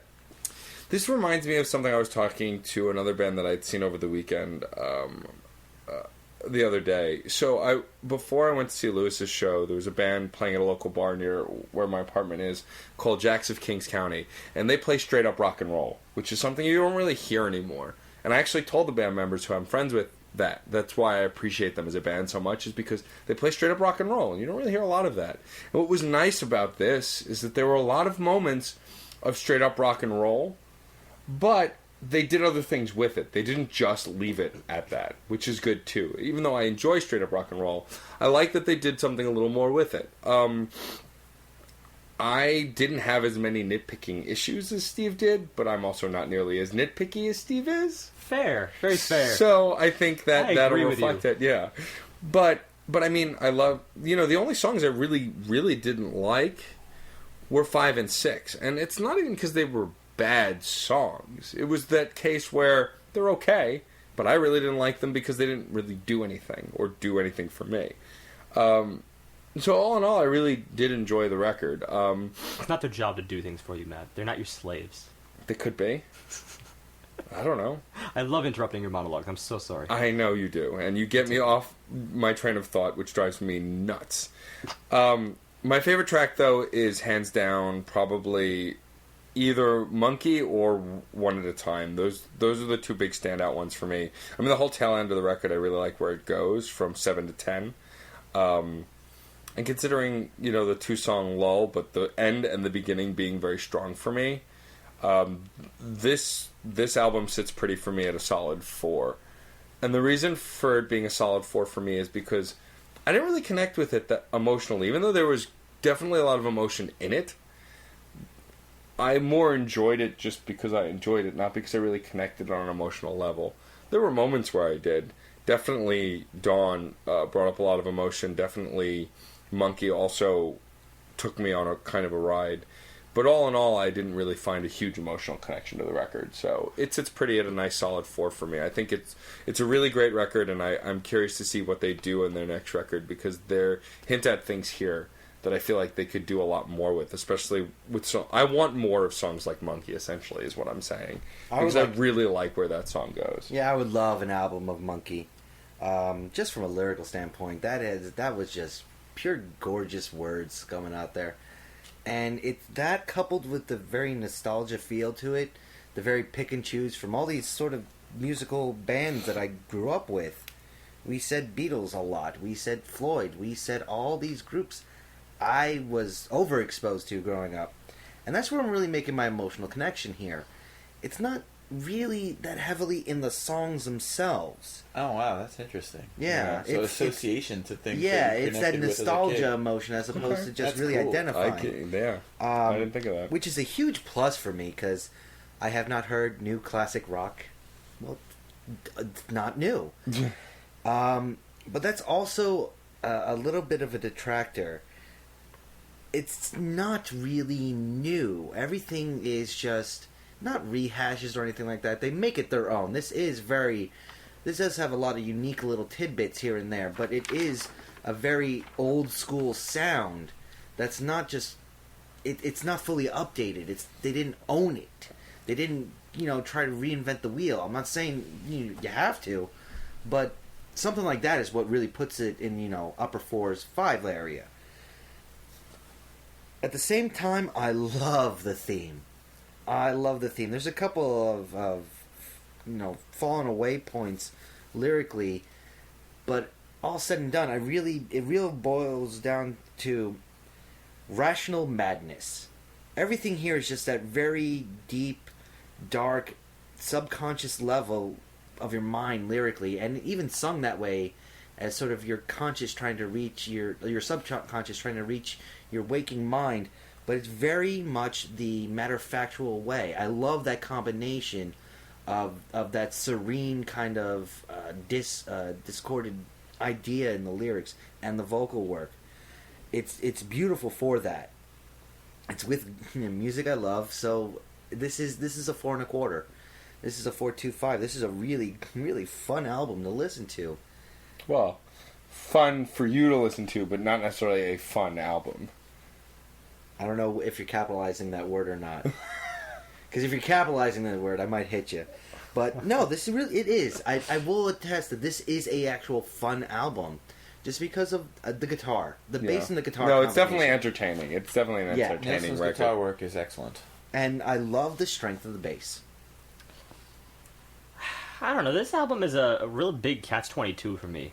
It's in a way, it succeeds because it's all over the place. But that's only by virtue of maybe, perhaps, letting someone get bored if they were in just one of those different facets of genre-wise. I mean, look at all the genres we've just spat out tonight. I'm not saying that, someone's going to listen to this album and be like, I have no idea where to put this. No, it has a pretty clear place because, modern alt really borrows from just about everything. I think that's really just what this is alt. I mean, that's why I made that Dirty Projectors reference early on, is because they were alt, and they kind of borrow from places too. And yet, interestingly, they're hailed as wildly unique.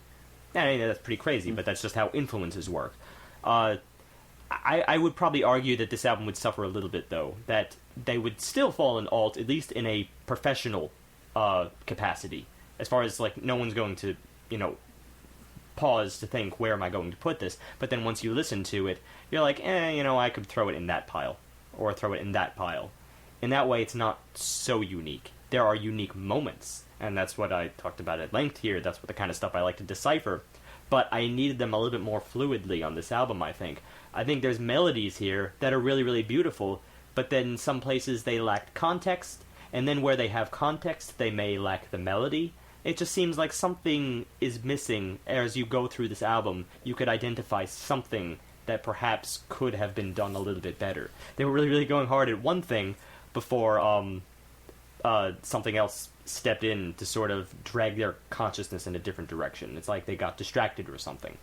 That's kind of a harsh way to put it, because at the same time, there's still a lot of beauty in this album. There's a lot of beauty in their sadness, beauty in their defeatism. As I said, that's kind of something that really doesn't get spoken about a lot in music. I mean, well, sadness it does, but not defeatism. Defeatism is a very, very bold thing, and I think the pain of that defeatism is felt in their lyrics and in several of their melodies.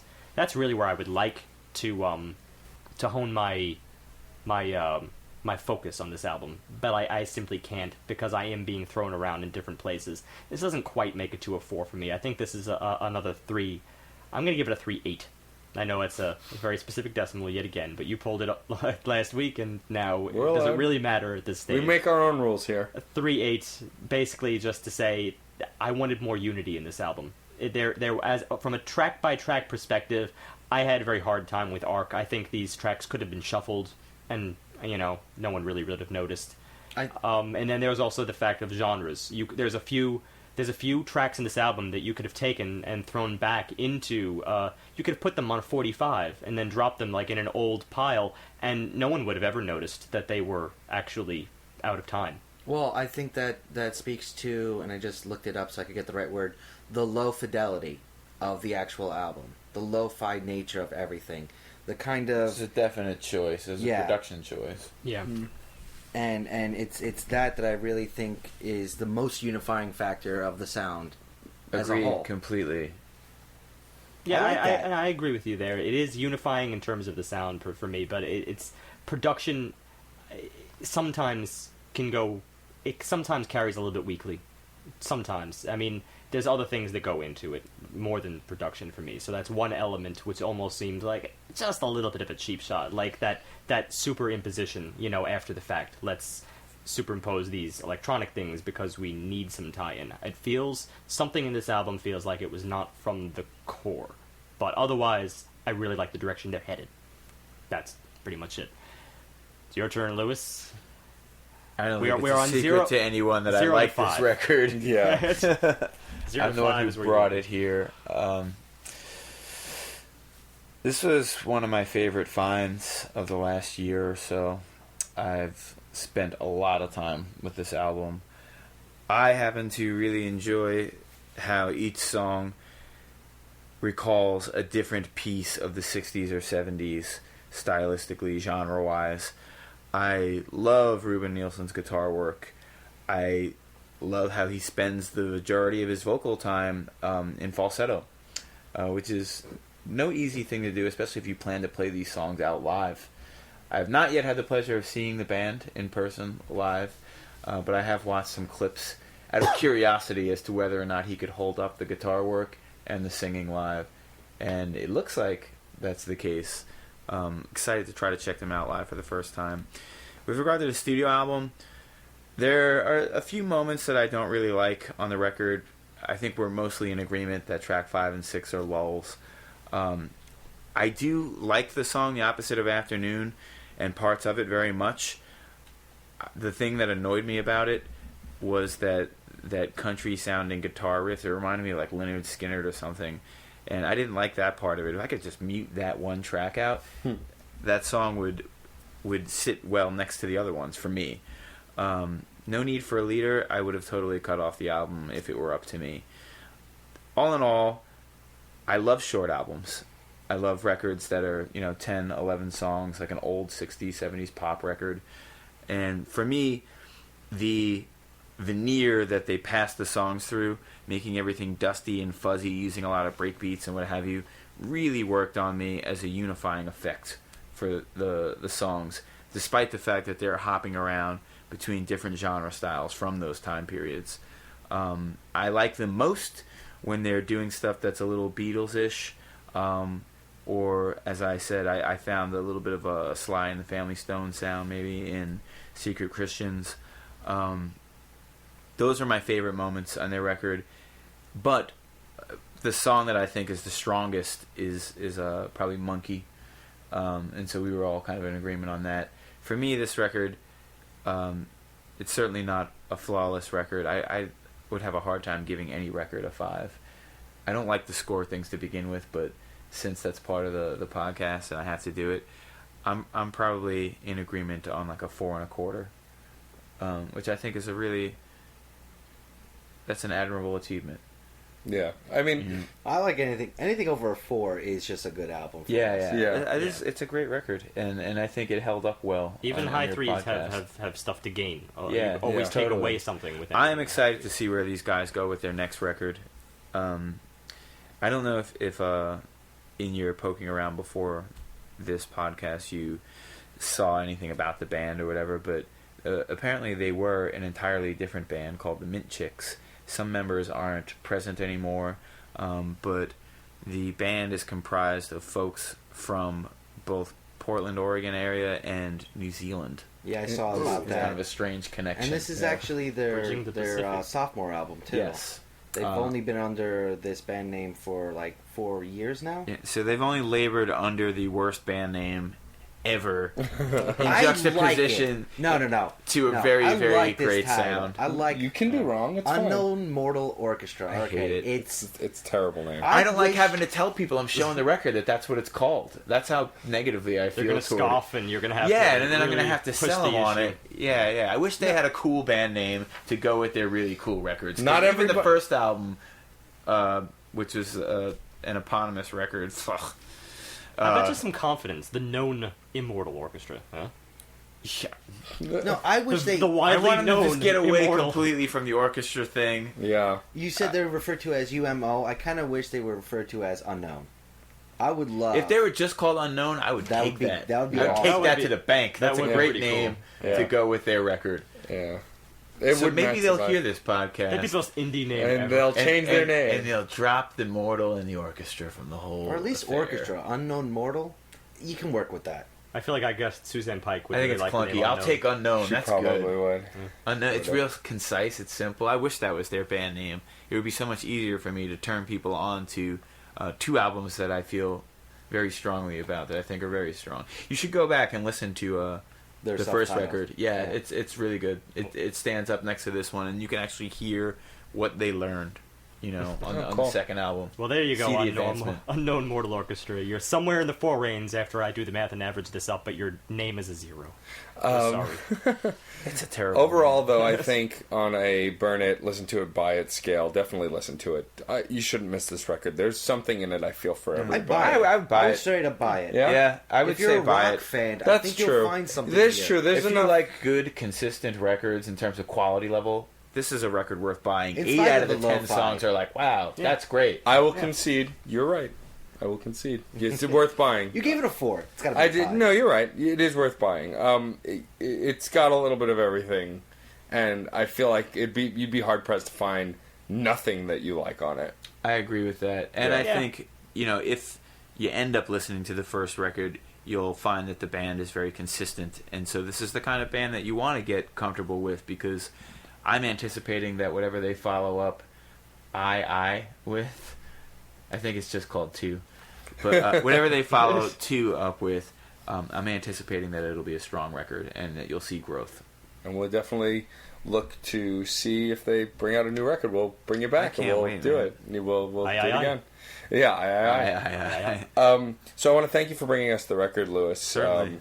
Speaking of great band names and great artist names, we have Lewis Logic, who now we will talk a little bit about him. God, I hate my rap name. Do Why? you? Yeah, Well, Really? guess what? Because that's the first question. Where did you get it? Where did Lewis Logic come from? Oh boy, and this is such an unexciting story. I admired Redman's given name, Reggie Noble, and always thought, why don't you just use that? That's an awesome name, man. Yeah. Reggie Noble. Reggie Noble You is could've a just solid with your name. with your government name. And I wanted to come up with something that sounded like it could have actually been my real name, had my real name in it, so that way I wouldn't have to suffer through the awkwardness of people calling me by some stage name that I don't really feel like is me. Right. And inevitably what happens when I go out to shows, when I'm on tour or whatever, people come up to me and they're like, "Yo, Logic." I hate that, but it happens every I night. almost called you Louis Lodge. Yeah, I get Lodge, too. What an awkward Really? way That's to shorten my name. weird. Yo, Lodge. I don't know, if you say Louis Lodge, that kind of has a nice... ring That's, to it. I guess, a little better. Yeah. That's right. I stuck the name Lewis into my rap name so that people could just call me by my given name. And Yeah, but are they really going to call a rapper Lou?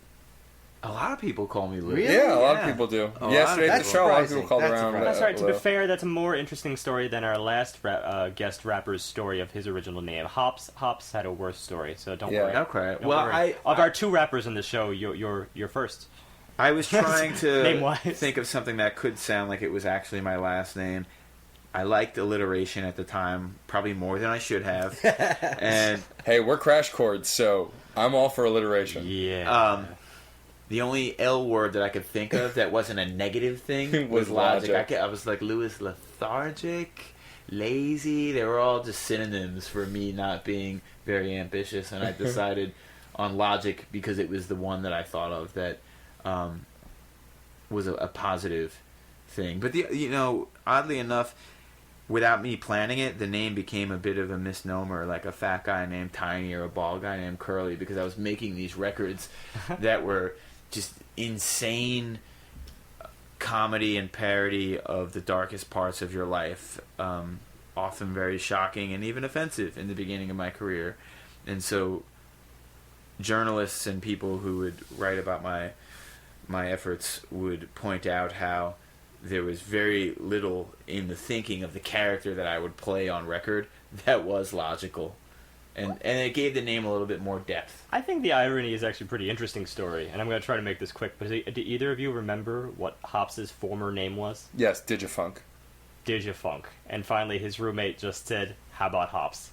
So And- that was his story. So, needless to say, Okay, my story is better than that. Yeah. there you go. So I wanted to ask, of course, how you got your start. How early did you start singing hip hop, writing hip hop? The first time I tried to write a rhyme, I was 17, and I grew up in an all-white neighborhood, very Italian neighborhood on Long Island. I was adopted when I was 3 months old by an Italian family, and my house was all classic rock and metal, and my mom listened to Neil Diamond and Barry Manilow and Sinatra and stuff, and Air Supply. Oh, wow. So I did not grow up on black music in any kind of way. I remember the first black friend that I ever made, because the neighborhood was so Italian and Polish, was another skateboarder. So I skateboarded for a very huge part of my life, like 11 years. I was actually a pro skater for 2 years. Oh, wow. And I made friends with this kid Charlie from a neighboring town, and he was half black and half Korean, and he was really into hip hop, and he rapped and he skateboarded. And I think out of loneliness, because he had nobody to freestyle and rap with, he just kept nudging me in the direction. And eventually I really took to the hip hop thing. And even though I had been a breakdancer when I was younger, and the first records that I actually ever owned that were mine, not my older brother's, were rap records. It was UTFO's Roxanne, Nucleus Jam On It, and a Fat Boys record. Those were my first. I was like 10 or 11. I was never really a rap music fan necessarily. I was more of a breakdancing fan than a rap music fan back then. And then, having grown up on classic rock, metal, and punk, and what have you, I went right back to that stuff. And in skateboarding, there was no connection between those things at that time. Yeah. So Charlie introduced me to Tribe Called Quest and De La Soul and all the native tongue artists, and I loved the music. I was so into it, and he kept pushing me to rap with him, and I eventually started doing it, but I had never heard myself before, so I thought that I was fine and I was doing well. I wrote a few rhymes or whatever. I would deliver my written rhymes with him. I would try to freestyle with him, and then he got really interested in actually trying to become a professional rapper, and so he he got studio time through favors, exchange for favors and whatever, and an original track that some producer made, and he was like, we have to rehearse before we go to the studio because we only have like 2 hours and it's really expensive, so you have to be able to nail your verse like right away. And we did boombox, like play and record recordings. So Wow. one boombox was playing the beat off a cassette tape, and the other one was recording with the onboard mic. Dare I say that's ghetto? Yeah, it was. As suburban as we were, that was a very ghetto way to do things. I kind of sympathize though, because it's very tough when you're on the clock there, at studios. I have no idea how people are able to really get their stuff together like within that short amount of time. You just have to be totally prepared. For an early musician, that's really challenging. Totally, and we didn't know whether or not we'd ever get a chance to go back into a studio. We didn't have any money. I was 17. I worked at Baskin Robbins, and I spent all the money that I did make on the gas that I needed to get it from the neighborhood where I lived to the neighborhood where I went to high school, because I was using a fake address to go to a better school. Anyway, I heard my voice recorded back for the first time, and I was so mortified I vowed to never rap again. Oh, wow. Because I hated it, and I sounded like exactly what I was, like a suburban, like white neighborhood guy. And back then there was no model for that. That didn't exist. Yeah. The only rap voice that was acceptable was one that sounded like an urban black guy voice. Yeah. I'm borderline asking you to give away your age here, but what year? Oh, no, I don't just so I mind. have some framework. I'm really proud of my age. I'm going to turn 40 this year. Hey, nice. Wow. Thanks. I would have never guessed. I Alright. thought you were closer to my age. So what year does Thank that you. place this So this that time? would have been 92. Okay, yeah, that's I was in like 11th definitely grade. before that framework existed. Yeah, and so Platform, I mean. yeah, there was really no example of a rapper who rapped with a naturally white-sounding suburban voice. Now that's really common. Yeah. But that wasn't a thing back then. And so when I heard my voice back, I was like, oh my god, I just learned that I can never be a rapper. And I was heartbroken. And I went back into my skateboarding career really seriously, and I ended up getting a pro sponsorship. I skated for Chapman for like 2 years. And then I went to college, and Penn State University, where I went to school, was the first place I had ever been that had a really, well, not in ratio, but a large population of black and Latino people of color. And that was the first place I ever got to be around other people of color and really try to connect with my ethnic background. And This is an audio podcast, so it should be said it's at this point that you're black, right? yeah, well, I'm half Puerto Rican and half black. Anyway, I realized very quickly that skateboarding was not cool in the black community, and and I had been fighting with the team manager, founder of the company, Chappie, because he gave a pro model to this kid that was really young, which was a very hip thing to do at the time. And I thought that I was as good or better a skater than him, so I was mad that he gave him a pro model and not me. And I had a temper tantrum, and I quit the team. And I started freestyling again while listening to the early Hieroglyphics records. So the first round of Hyro records, Dell's No Need for Alarm, Casual's Fear Itself, Souls of Mischiefs, 93 Till Infinity. And I found maybe a year or two after it had come out the Far Side Bizarre Ride to the Far Side album, and it became my favorite rap record, which it still is. And those artists made hip-hop records about things that were not terribly urban, and they seemed like skater kids, and I was like, wow, man, there's a place for me in this. Now I just have to cultivate a voice that sounds appropriate. And I set out learning to talk and act like I thought black guys talked and acted from what I learned from TV and rap records. So I essentially, and I hate this word, listeners, don't use this word, I'm sure you've heard it, I became a black guy who was actually kind of like what people say when they say the word wigger about white guys who want to be black guys. Because even though I was actually a black guy, I was raised very, very white. And so I taught myself how to sound like what I thought black people sounded like from watching TV and listening to rap records. And my mom hated it. And I mean, there's recorded evidence of this. It's such an embarrassing moment for me. But you know what? I feel like it's a good moment to share, because humility is an important part of having a public persona and being a professional musician, having like a cult fame like I have. It keeps you from turning into an obnoxious jerk. And so I encourage you to go find this embarrassing moment in my recording history. I was on the Stretch and Bobbito show after Stretch Armstrong left, and it was just called the CM Famalam show with Bobbito. And if you listen to, at the end of a little collection that I made called Music to Drink By, that collected all my my 12-inch vinyl only singles and guest appearance songs and what have you, at the end of it, my radio show appearance on the CM Famalam show, it's like the last track on this CD. You can hear me answering questions and making banter with Bobbito on the show, doing my best urban black guy dialect. Oh, and wow. It's so embarrassing, man. I listen back to it now. I feel like this is the most meta-textual instance to use the word passing. Yeah, wow. Yeah, think about that. And so it took a while for me to mature and come to realize that you don't have to do that to be a black guy. You just are one or you aren't. And I started talking the way I actually talk, and dressing the way I dress, and not worrying about whether or not I looked or sounded like a rapper is supposed to sound.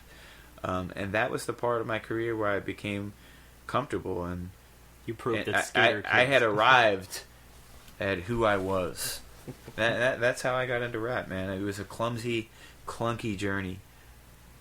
But you made it. Yeah, and I'm glad that I followed that path, because I think it gave me a little bit of character and heart. I didn't just show up fully formed, and I had to go through a lot of embarrassing, goofy stuff to get to where I am. Well, and I listen to a lot of hip-hop, and I find that the hip-hop I connect more to is hip-hop with character. Rappers who are more than just lyrics and rhymes, but actually have a heart behind what they rap about, you know? Me too. I can't even listen to people who don't have that at this point. You also proved that skater kids transcend race and time. Which they do. That's one of the biggest regrets is not learning to skateboard. Totally missed out on that 90s thing. I do have a question. It's on the lighter side, and that is, what is the Drunken Dragon? Oh boy.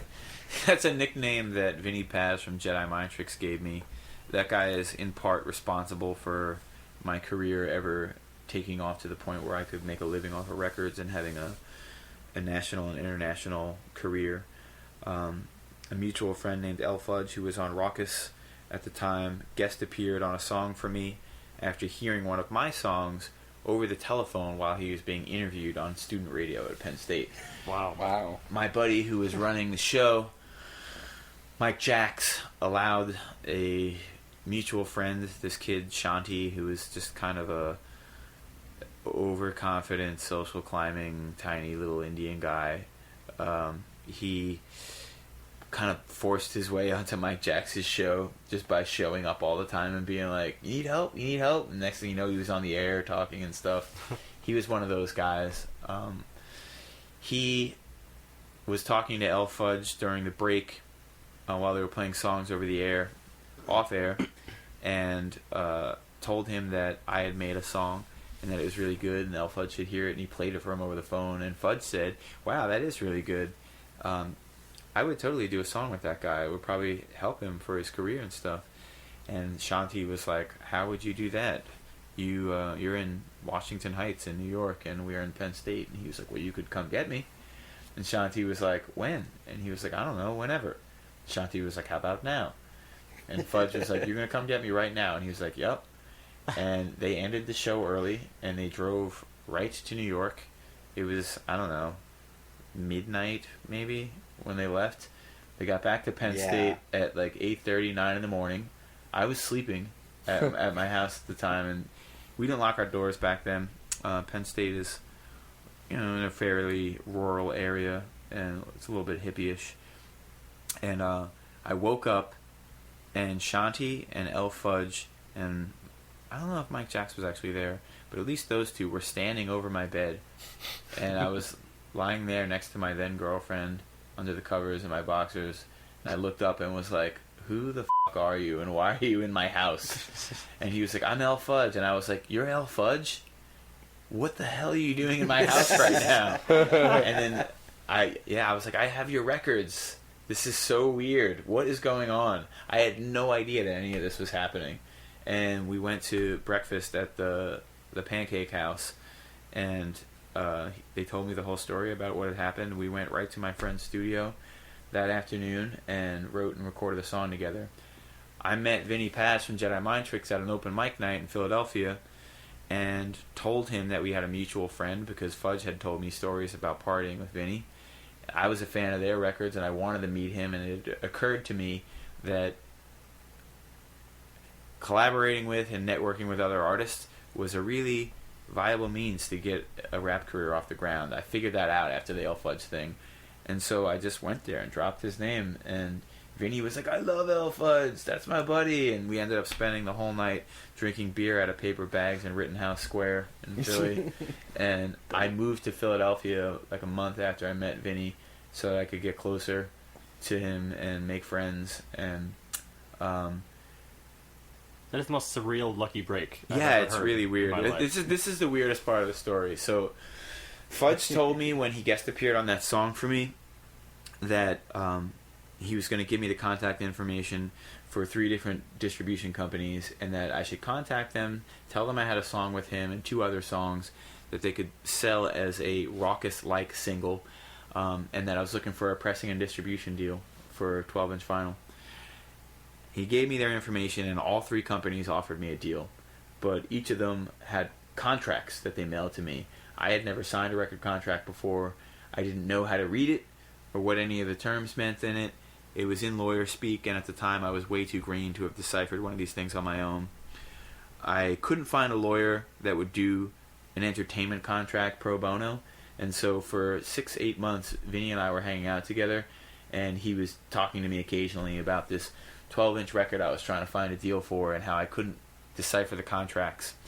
One night he says to me, show me the record. And I didn't want to show it to him because I didn't want him to think that I was only being friends with him because I wanted to get onto Jedi Mind Tricks record label. I thought that was a little bit too direct a social climbing move, and so instead I stayed friends with him. I hung out with him almost every day, and we would just freestyle together and go to open mic nights and just blow people's minds and then leave and then get drunk on 40s and paper bags. And so this one night he says, show me the record, man. Maybe I'll put it out on Super Regular, which at the time was Jedi Mind Tricks record label. So I put this CD on, and I mean at the time, like, nobody even really had CD burners, like very few people. So I had like 4 or 5 copies of this thing that the few friends I had who were super techie nerds that had a CD burner made for me, and they took a webcam pic of me putting up an L sign with my hand, and in Comic Sans wrote Lewis Logic in all lowercase. No. Wow. Yeah. Oh, wait, I'll show this to you. You guys can't see this at home, but I'm sure this is a Googleable thing. Anyway, I ended This up... may very well be a gallery pic if I like it. Yeah. I ended up pressing play on this record. Oh, man, I'm going to have to email it to you. I forgot. I just dumped a bunch of pictures off my phone. Okay. I'll email it to you. So, I hit play on the record, and first song comes on, and Vinny's like... And he starts saying the words to it, and I was like, what the f***? And, you know, halfway through the song, he's rapping all the lyrics to it, and I was like, stop. I was like, what is going on right now? And he was like, I know this record. And I was like, that's impossible. It's not out. I don't understand how you could know this. And what had happened was the open mic night that I would go to at Bobito Garcia's record store, Footwork. He had one in New York, one in Philadelphia. They're both closed down now. They would have, it was either the first or the last Sunday of every month, an open mic night, and then a featured act that headlined, and that's where I met Vinny. I would go there to learn how to perform in front of people, how to rap on stage on a mic. One night I even got to play. I I got to rap while Questlove drummed and Black Thought like shared the mic with me. Wow. It was a really wild night. And that was like super early in my career. It was very scary. Anyway, there was this other kid that used to go to that open mic night that called himself Loose Leaf. Vinny called him Sean the Jew because he's a fucking weirdo and an anti-Semite. And Sean the Jew and I became really good friends. And I gave him a cassette tape copy that I made off my CD. And he liked it so much, he gave it to someone he went to high school with who turned out to be Stoop from Jedi Mind Tricks, the producer. Oh, wow. And Stoop didn't like it.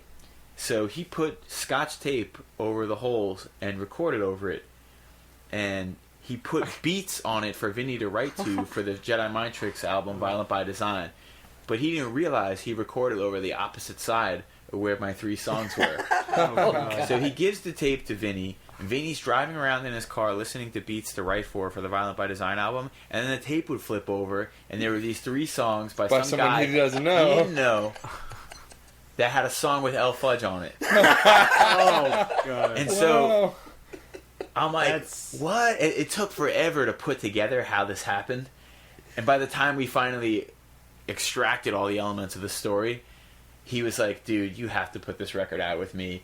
And I was like, I can't do the contract thing, though. Like, I don't know. I don't have a lawyer or anything. And he was like, we're not going to do a contract. We will do this on a handshake. I will recoup the expenses for the album, and then we will split the profit 50-50. And I said, okay, let's do it. And to this day, the 2 12-inch singles that I put out with Jedi Mind Tricks label, Super Regular, are the only records I've ever gotten back-end royalty money for. Wow. It's crazy. Yeah, That was That's It's always a big advance up front, and then they tell you you're in the red forever. yeah. This was supposed That to be an was- interview. that- I didn't expect the best bar story ever. that was That great. was that is the definition of serendipity right there. Yeah, Yeah. That's how an my record amazing career story started. right there. Vinny, when I started writing the second single, he told me I needed to get beats and I should start working toward making an album. This kid who did scratches on my first record, J.J. Brown, I had been introduced to him when I was working at the Gap when I was in college. My manager, Lucky, this Greek kid named Triantaphil, which actually means lucky, introduced me to JJ because they were both DJs for the local DJ company at Penn State University. Lucky was a house DJ, and JJ was a hip-hop DJ. And so Lucky was like, hey man, you rap.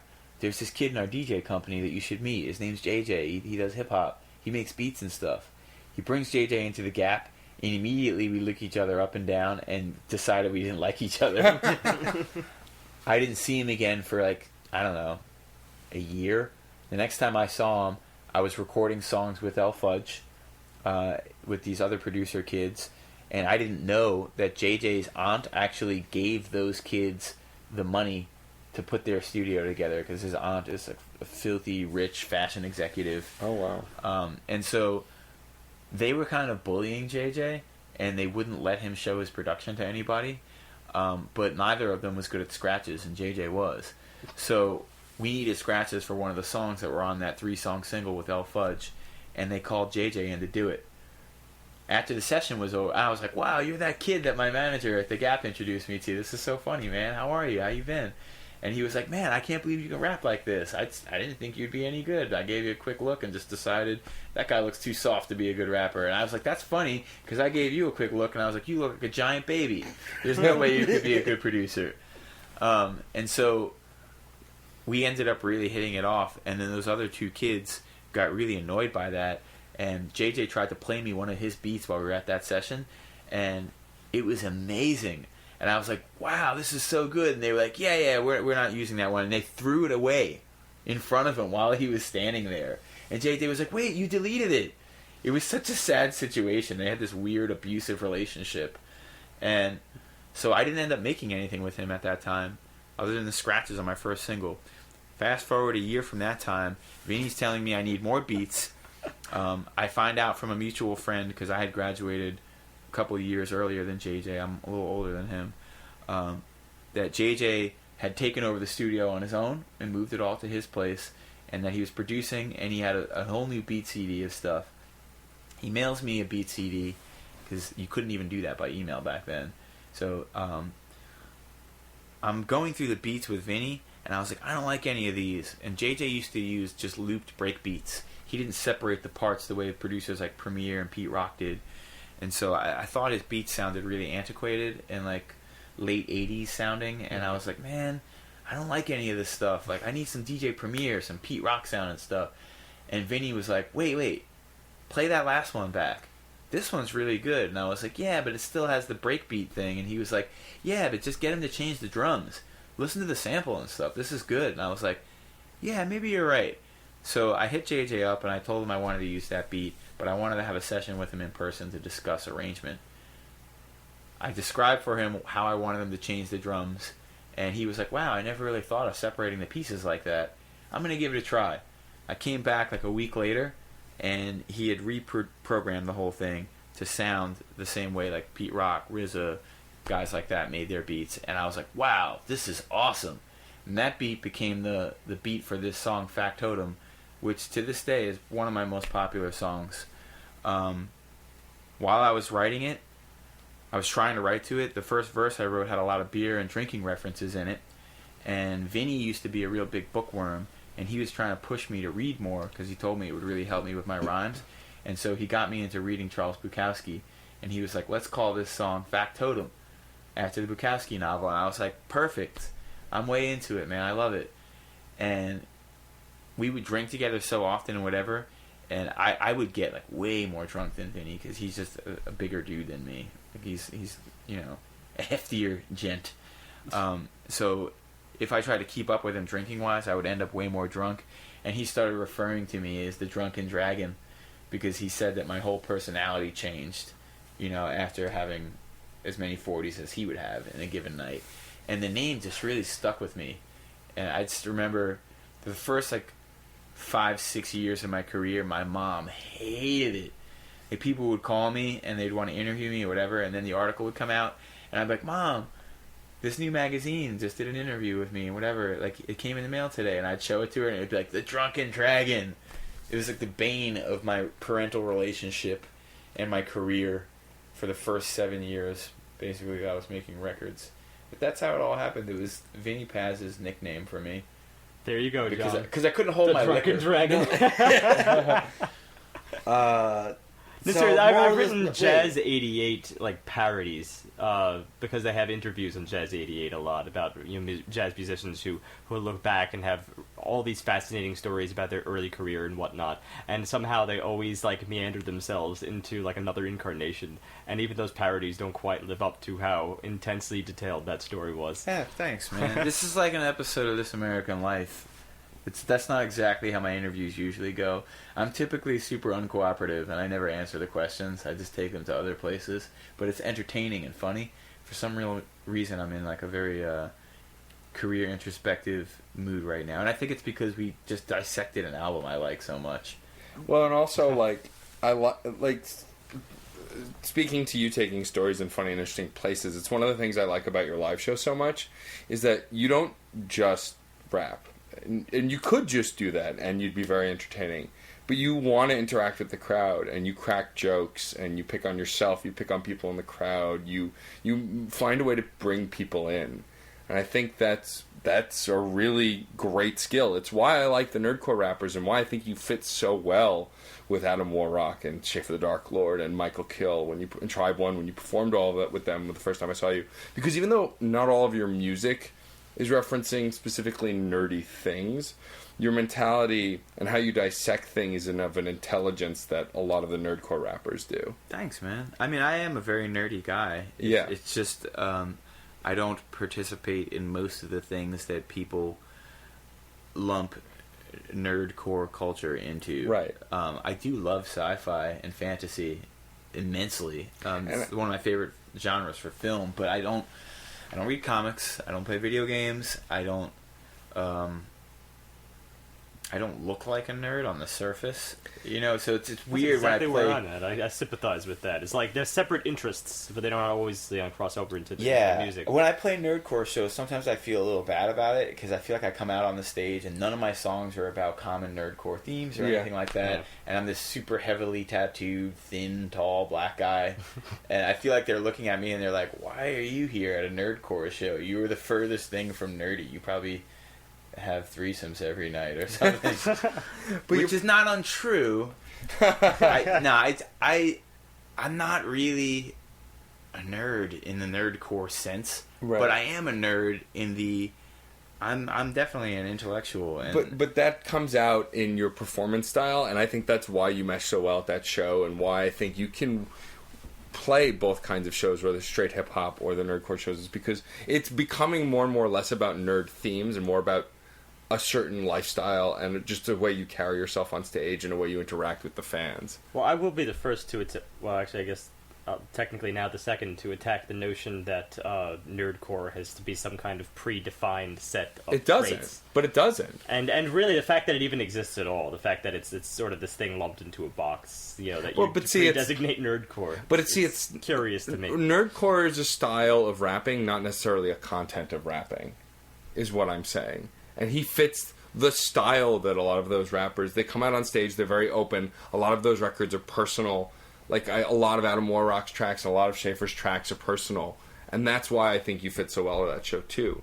And why you sound so great on Salieri with Front and I'm really excited and happy that I get to participate in the nerdcore scene. And I'm glad that it exists as a little subworld of rap music because, in all music genres, there's so many different nerdcore acts. They're not obviously not all hip hop, because it's such a supportive world, and it's a really warm and safe environment for people who have felt persecuted because they are nerds or nerdy in some way. And I love that about that scene, and I think that's one of the reasons why people are so supportive. When a nerdcore event happens, everybody comes, dude. It's crazy because they're like, yes, something for us that's aside from the popular people culture of big muscles and beauty and whatever. And I love that about the nerdcore world, and I'm really happy and honored that they've invited me in there. I sometimes feel like I don't belong there, and it's unfair that I get to participate, but I'm really grateful that they let me, and that they have noticed that even though I might not look like a nerd and I don't have the common interests of somebody who's a part of the nerdcore community, I am a nerd, for sure. Totally. And if you stick me in a room full of, like, cool guy, urban black dudes, who have fancy cars and go to bottle service clubs, I'm such a dork. I don't fit in with those guys at all. They will mock me to tears. It's all a measure in comparative. And so, to that end, maybe I do really belong there in some way. It's just I've never really been invited into it before, having done this tour with Mega Ran, Raheem, who I became very good friends with, and then Tribe One and Michael Kill, who I didn't even know at first were nerdcore artists. Yeah, because they have. Well, also they're another set of rappers who they rap about nerdy things, but they also rap about just rap. Stuff. Yeah. I love those guys. They're great. Miles is amazing. God, that kid's good. Yeah, Tribe One is a rapper that I'd only heard featured on their songs, and then at the same show that I just, I had met Lewis for the first time. I had heard Tribe One only featured on other songs, and then he does his set, and it's like that Marvel song I played for you, where he just raps a list of alphabetical Marvel characters, and then gets faster, faster, faster. Dude, he's awesome. He exudes a skill that's mind blowing. No, I can't rap as well as that guy. Oh, stop! No, that's not a joke. I'm dead serious. On a mechanical level, I cannot out-rap Tribe One, and I'm comfortable with that.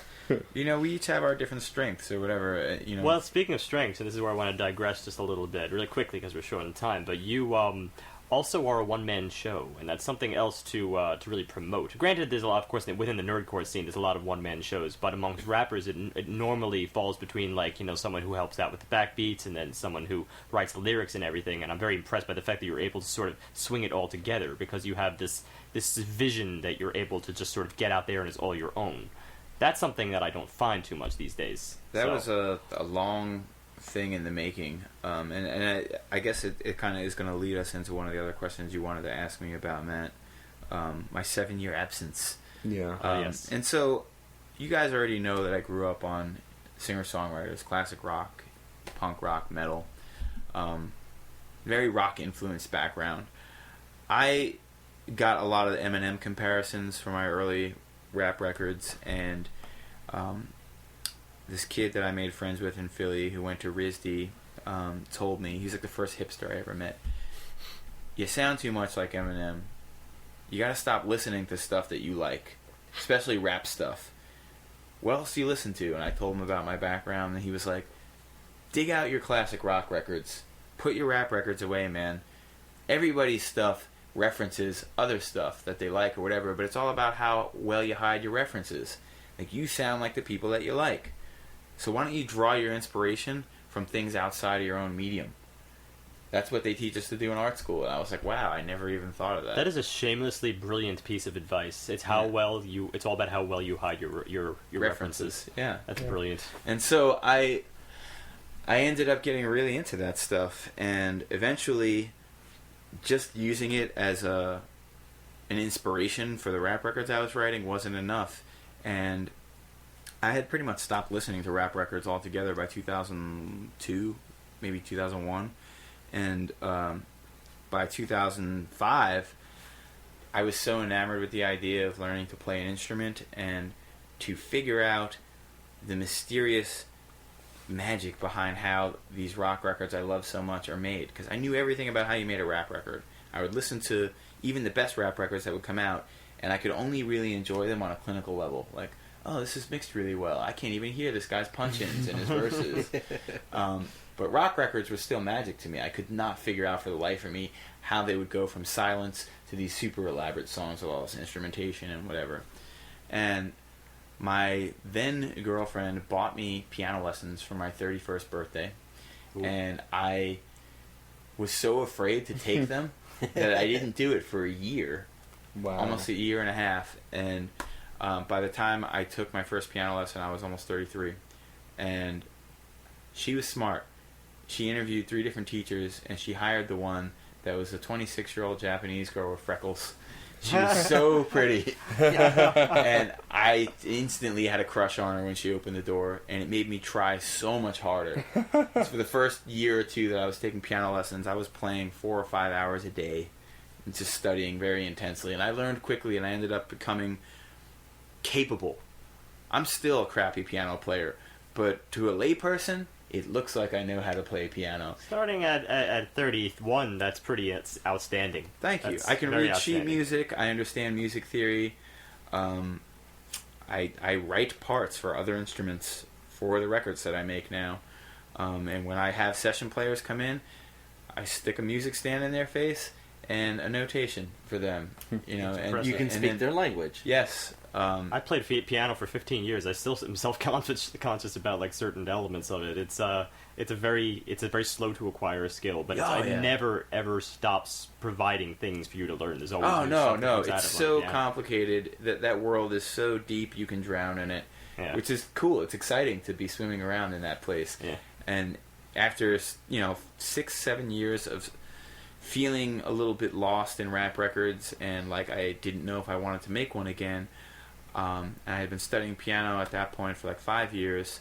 I decided to try my hand at writing some indie pop songs.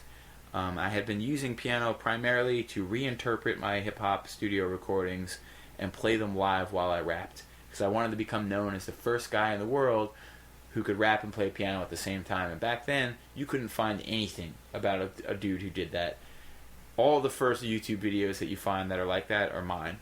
And I even have a story. A friend of mine was a nanny for the Smiths, meaning Will Smith and Jada Pinkett Smith. Oh, really? And yeah, she took care of that terrible acting little brat. of Will Smith's. Anyway, she told me that one day Will Smith had Heavy D, rest in peace, Heavy D, over his place. He had a studio in his home, and they were listening to songs on YouTube, and she heard Heavy D saying to Will Smith, "Hey, you got to check this video out. It's this kid from Brooklyn, and he raps and plays piano at the same time, and he does a cover of Biz Marquis' Just a Friend, where he actually plays the piano parts while he raps the verses." And my friend Jenna walked into the room, and Will Smith and Heavy D were watching video clips of me covering Just a Friend. Oh, wow. crap. It's really awesome. That's Well, anyway, after chock full of serendipity. like 5 years of making my show into this one-man show experience where I was rapping, I was singing, I was playing piano and reinterpreting my rap songs that way, and dancing and doing a little bit of stand-up stuff between the songs, I decided that since I had kind of lost my taste for making rap records, and I was dissatisfied with the direction of most people's rap records at the time, that I was going to try making an indie rock record. And I made maybe 4 or 5 songs and showed them to Chesky Ramos, the founder, frontman of Fake 4 Inc., who is also a rapper, singer, songwriter, but with guitar. And he really liked the direction that I was going in, and encouraged me and said, "These are really good indie pop songs, man." And I thought nobody would like them. I was afraid to play them for people. We were on a tour together in the UK, and I showed him a song that I actually wrote about him. Chesky was born with 4 fingers on his right hand, but he doesn't have a stub. He has a cartoon hand, and it's perfect. It's amazing, actually. That I probably do have a picture of on my phone, and I should show that to you. He is an amazing guitarist who can play in more or less any style. You know, jazz, classical, pop, flamenco, like anything. He's really, really good. He's a fully realized version of what I've spent the last 7-8 years trying to become with piano, but on guitar. He also plays violin, drums, little piano. Like, he's incredible. He's the most musically capable and fluent rapper I've ever heard of. And I know a lot of rappers. I wrote this song called Some of Its Parts, and it was a play on words. It was spelled like some, S-O-M-E, and the song seemed like it was an allegory. It seemed like it was about a breakup and being okay without the person, but it was actually about Chesky's missing finger and how he never needed it. So I showed him that as the final of 5 songs I wrote in an indie pop style while we were in this hotel room in Plymouth, in the UK, on tour, opening for Akil from Jurassic 5. And he loved the song, and then I told him it was about him, and he was like, "What?" And he re-listened to it, and he was like, "Wow." He was like, "Dude, do you want to put this out? I want to put this out on Fake 4. And he actually signed me to Fake 4 for an indie rock record, not a Louis Logic rap record. Wow. We toured together for 2 years, and over the course of that time period, I fell back in love with making rap records, and my 7-year crisis of faith and exploration and study into music theory and piano ended up becoming really useful to me, because I decided to write another Louis Logic record. And after a weird producer fallout that I had with this kid Hot Sugar, who was supposed to produce my next Louis Logic hip-hop project, I decided there's no reason why I shouldn't produce my own record. I know more about music than most guys who produce rap beats, because most of them don't know anything about conventional Western music and how it's done. Right. You know, they just learn by taste and by ear and by, you know, sampling old records and using beat machines and things like that. Lots of people who got into the production studio and are like really like big shots in the production studio these days. It's usually not based off of like classically trained. It's just Totally. kind of experience as you go. So, and so I figured, totally, you know, embrace your confidence. That's I awesome thought coming of age there's tale. no reason why I shouldn't produce for myself. The only thing keeping me from doing it is that I don't know how to push the buttons and click the things in a software. If I can learn how to play piano look, at 32... it's right there. It's the software. Exactly. Just push the button. If I could learn how to play piano at 32, 33 years old, I could learn how to do that. You know, that seems like so much less of a mountain to climb. And so I had toyed around with it by making those indie pop songs. And I didn't have a producer, but Fake 4 was expecting me to turn in a Louis Logic record, so I didn't tell Chesky that I had no producer and no way to finish the album that I had started with this Hot Sugar Kid. He bought me a ticket to go to Denmark and work with my surf rock Balkan band and have them remix the songs I made with this Hot Sugar Kid. But my bandmate Laust, he has all these weird health problems, and his dad died, and so he couldn't work on the record with me, and I was stuck. I had nothing, and so I just decided I'm the producer now. I gotta at least try. And so I made a beat, and I thought it was really good. It took me like 2 weeks to make it, but I thought it was really good. But I wasn't sure, so I called up my friend Jay Zone, and I called up my friend Willie Green, and I asked them if they would meet up with me, and I could play them the first beat I ever made. And when I showed it to them, they were both like, "This is your first beat? Jesus. This is amazing, dude. You should make a song out of this." You told them 2 weeks, though, right? Which I have to ask. I admitted that, sure. Yeah, it was Bet the Farm. Bet the Farm, which is one of my favorite songs on the record. See, that's Thank the you. other secret that your friend didn't tell you. Hide your references and also hide how long it takes you to do stuff. People will always just swoon. Well, it took me 2 weeks to make the Bet the Farm beat, and I spent so much time with it that when Jay Zone and Willie Green were like, "Dude, write a song to this. You're ready. Be a producer." And I was like, "I just don't even know what to say, guys. Thank you. This is definitely not where I thought studying piano and music theory was going to take me. It was not my intention. I only wanted to be the guy who is known for being able to play piano and rap." I think that's a very heartwarming, a 30-something coming-of-age tale. Yeah, it's pretty 'Cause weird. so many people, there are books out there who say if you don't, get this stuff down by your 20s, you're done, you're screwed. And Totally. that is, what do you call it? Validating to hear. I owe that all to a fan that I met. He was 15 years old. His name is George Nicholas Giannopoulos. He's a composer in LA now. When I met him, he didn't play any instruments. Over the course of 15 to 18, he and I became close friends through the internet, talked on the phone a bunch. He helped me trace leaks of my cinematic album before it came out and shut them down. He'd come to the Rocksteady celebrations every year in New York with his mom, and she would let him go out for lunch with me and hang out. And we just got tighter and tighter over the years. And by the time he was 18, he came down to New York and told me he had a big surprise for me, that he wanted to spend the night at my place and hang out. But he needed me to answer him about 2 days of availability, maybe a month out from the weekend that he was talking about, by 6 in the morning. And I was like, what the? So I said yes. The night before, what ended up actually happening, he shows up and he brings this big electronic piano into my house, and I was like, what the hell is that? And he was like, this is part of the surprise. He tells me that after knowing me for a few years and getting a little bit of an inside look into the music business, he decided he knows what he wants to do with himself when he goes to college. He wants to be a musician, and he's going to play piano. And I was like, wait, do you play piano? And he was like, no. And I was like, you can't do that. You're 18. You don't play piano at 18. You play piano at 8. Like, that's not going to work. And he was like, no, I already started. I'm pretty good already. And he sits down. I mean, he couldn't even play simple triad chords with, like, a quarter note arrangement without screwing up. Like, he was bad. And I was like, this is not going to work, dude. Next morning, he wakes me up. I'm really hungover. I took him out to karaoke, and back then they didn't card at the bars. I got totally wasted. He wakes me up at like 11 in the morning. He's like, you gotta get out of bed. It's the surprise. And I was like, what are you talking about? I thought that was the surprise. I was really moved that you decided to be a musician, man. I'm going back to bed. He's like, get up, we gotta go. Shoves me into the car. It's pouring rain. We drive from Queens, where I lived at the time, through Manhattan, through the Lincoln Tunnel into New Jersey. And I was like, why are you taking me to New Jersey? I hate New Jersey.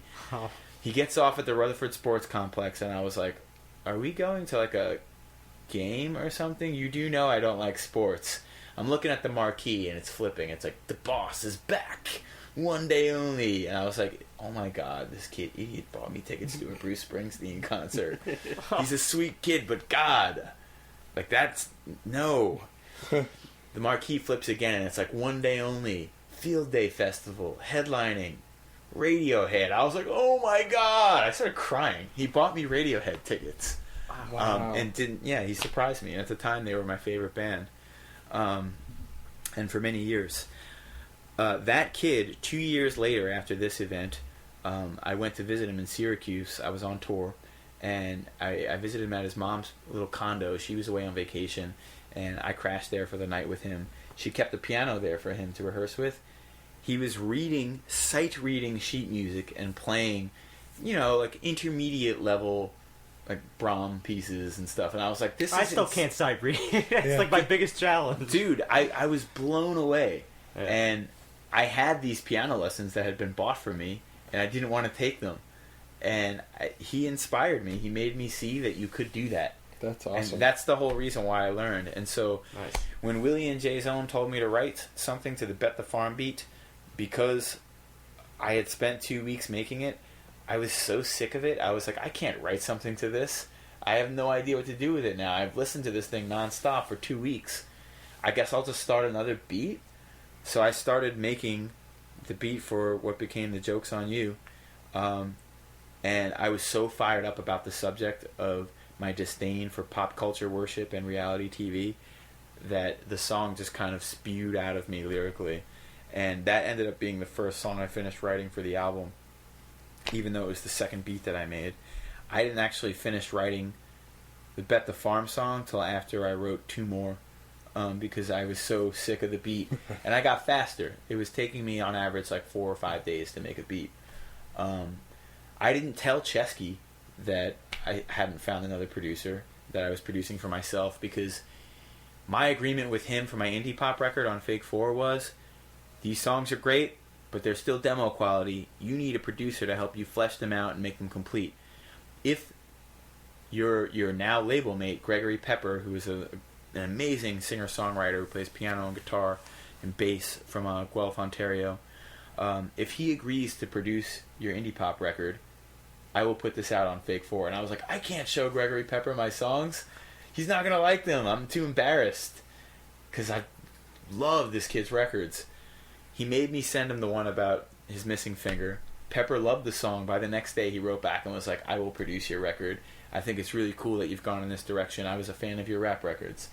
I was totally flattered, and I couldn't believe that this was all happening. But in my mind still, I didn't have the skill set to fully flesh out songs as a producer. So if I told Chesky I was taking over the production of the record, he would panic and be like, no, we'll pay for a producer. Who do you want? So I decided to just make like 5 songs, put it out for free, and see if people liked it. Chesky and I were getting ready to go on another tour together, and I wanted to have all 5 of them ready before we left for the tour, and then just release them on Bandcamp for free.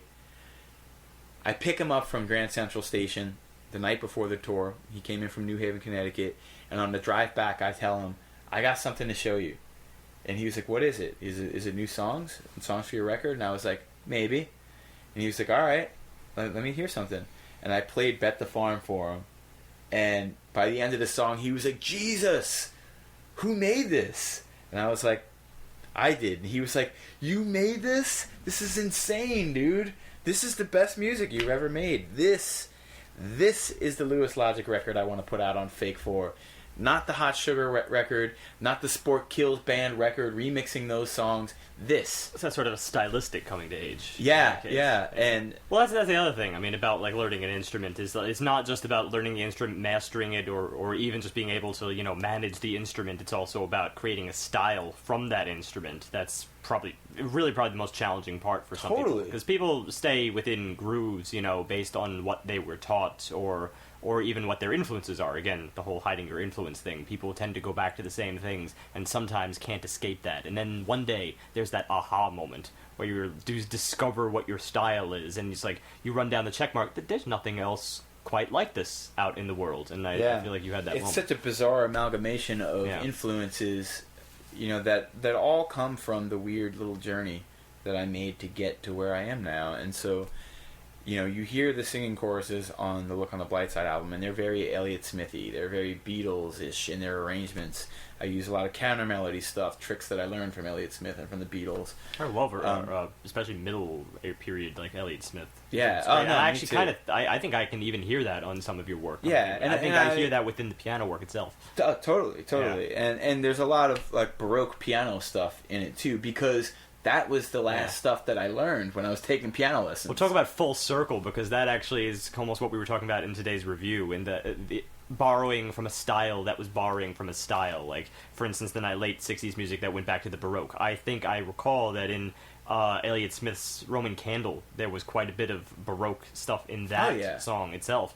So, you know, if you do that style of a style, that it's sort of that stacking your influences game, it's a pretty effective way to hide influences. Totally. Because that's fusion. It's just like when you're passing messages along that game where... The game of telephone. Yeah, right? by the time they get to the end, it's very different. And exactly. so it became my own weird little thing. And when it all come to fruition, I discovered that Chesky was right, and that you could actually be a rapper and singer-songwriter, and you didn't have to make separate projects for those records. You could be all of those things in one package. Stop thinking of yourself as Lewis Logic on these records, as Spork Kills on these ones, and my indie rock band name, Kiss Her Stupid, on these records. They're all just Louis Dorley songs. And that's how I made the Look on the Blight Side album, and I ended up here. It's that's how you came to tell your tale. Truthfully, though, I mean, you can ask these guys, from that first time I saw you, I came back raving about your stuff, but mostly because you weren't just rapping. You weren't. I literally said, this guy, he plays piano during the choruses and sings, and then raps in front of the keyboard and gets in your face and interacts, and like that was so brilliant to me. And now that I've heard some of your older stuff and seen you sing your older stuff, the newer stuff really feels like you. Yeah. Because, you know, your older stuff when you're just rapping is great, and I love it, but you feel so much in your own skin when you're singing the stuff on Look on the Blight Side. Thank you, because you're one-man show, and I really love that about your stuff. Yeah, I mean, this record and where I have arrived, it's everything that I learned all in one place at the same time. You know, I don't think a lot of people really make records like that necessarily, especially if you grew up playing your instrument and stuff like that, and you've been able to experiment as much as you want, and you know many different styles or whatever. Who knows what you're going to get out of somebody who's that experienced, you know, when they make a record.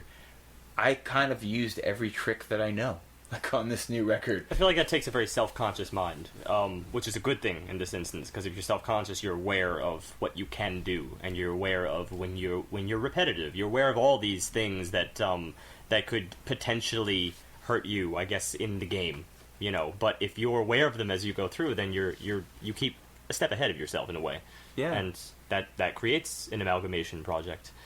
Yeah, I mean, it's been the most rewarding experience of my career to have befriended Chesky and been inspired to start making rap records again, and then to have used my kooky journey of music study and exploration to have arrived in the place where I'm making a record now for the first time in my career that is totally me. And I don't just mean because I did everything on it. I mean, it speaks to everything that I am about. Yeah. You know, these are the most Lewis records that I have ever made. And so it's very strange for me when I talk to people who are fans of my old records, like really diehard fans of it, and they're having to get acclimated to the new record. Yeah. And they're like, it's different from your old stuff. I like it, but it's different. And I'm like, what you don't know is those things were this a real is more stretch me for than me. Yeah. Yeah, this than is what you thought was me. This is the most Lewis record of anything that I have ever made. Cheers. Also, thank you for providing me with an immense amount of material for expanding these parodies on the exploration of serendipity within studio stories and all that stuff. That's great My stuff. pleasure. That's really great That stuff. was great stories. Thank you for Yeah, thank digging you. deep and I was sharing very with us. quiet because I just wanted to listen, man. Those I were some appreciate it. kick-ass stories. Thank you. Yeah, I've that's got a hell of a journey. I'm going to write a book one day about my weird music career and my growing up in this bizarre neighborhood that I did. We need a new coming-age tale on the market, I would read it. think. I would definitely read it because novels it are sounds like suffering you've got a in lot that to say. Yeah. I've definitely done a lot of really kooky things with my life experience and my music career, and I think it will make an interesting story. I don't profess to have the most interesting story, but it's kooky. It's a little different than your garden variety path. Well, speaking of things that are kooky, we have our spam mail today. Okay. Average in turn, sends provides will be the frequent systems that offer the opportunity for one. That's deep. And who is that by? RYWYVIOHQTTG. Can you read that again? I'm completely perplexed by that. Average in turn, sends provides will be the frequent systems that offer the opportunity for one. Wow. That's some Yoda speak right yeah, there. no, That's pretty no good. kidding. I'm You feel like it was really hammering it home with that sends provides. Dude, I'm nonplussed right now. Nonplussed. I like that. Excellent. Before we wrap up, I just want to thank you again, Lewis, for being a guest. As a fan, it's really big to me, and also Thank you so much. It's been a lot of fun, and You've been great. You've been great, man. Since we didn't have a chance for you to perform live on the show this time around, we would like for you to choose a song for us to throw on at the end for our fans. Yeah. I would suggest they don't make them like they used to, and the reason I would choose that song is I think that in terms of the demonstration of what I have learned about music theory and playing piano and writing arrangement and singing, it's probably the most all-out assault on the record of everything that I'm capable of, all in one place. And it also has some extra instrumentation on it. I co-wrote parts for trombone and clarinet on that song. So this is the Amalgamation Lewis Logic song on the Amalgamation Lewis Logic record. Yes. Wow. This song Cool. I think is most indicative of that whole story. All right. John, before we wrap up completely, do you want to tell us what we're going to be doing next week? It's your pick. I found something nice. We're going into glitch electronica. Glitch, which is a subset of electronic, which it proliferates bugs, scratches, skips, distortion, just general computer foul-ups in the music itself. The album is Love, Death, Immortality by the Glitch Mob. Came out last February, and I feel like Hops mentioned Glitch I Mob. think he did. I think so. that's where I got it from, because I've Probably. also been looking online to find a nice electronica album, and this name has been just popping up everywhere for me. Okay, Well, remember, great. even though you'd think that, glitch hop or glitch pop is the kind of thing that would be completely new to us, I'm pretty sure that album that Hops brought, Vapor City by Machine Drum, was It had straight glitch up in it. glitch pop. Yeah. Or glitch hop, whatever. This is a glitch electronic. Okay, well, It's we have different. that to look forward to next Variety. week. Lewis, if you'd be so kind to take us out with our catchphrase, I would appreciate catchphrase. that. It's always good. I remember it. I don't know why I'm even looking that up. So as it turns out, music is life, and life is good.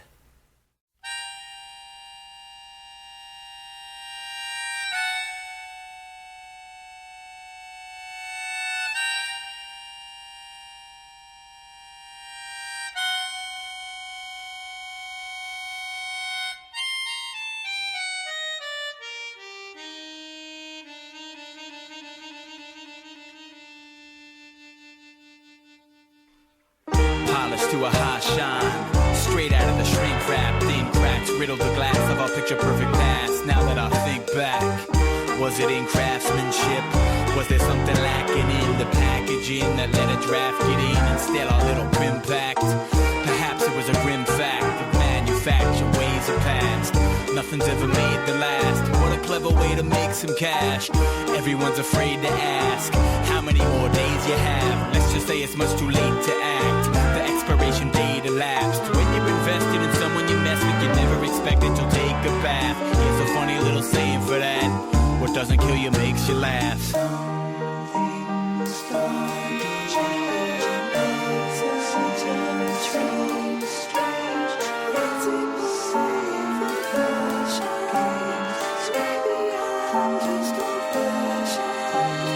You can always build it cheaper, right? The truth is costly, so we turned a date into a heated night and inserted A into your slot B. That was our first mistake, as if it wasn't worth the wait to find the right time or the perfect place to set up our rehearsal space. Such an uncertain shape to incur the weight of our trust that was sure to break if you vertebrae a deserving fate. It's nothing any words would change. We were built to work this way, doomed from the start. Two little hearts fused with a spark, cursed to make it last just until the glue comes apart. To think it seemed crude in the bars long before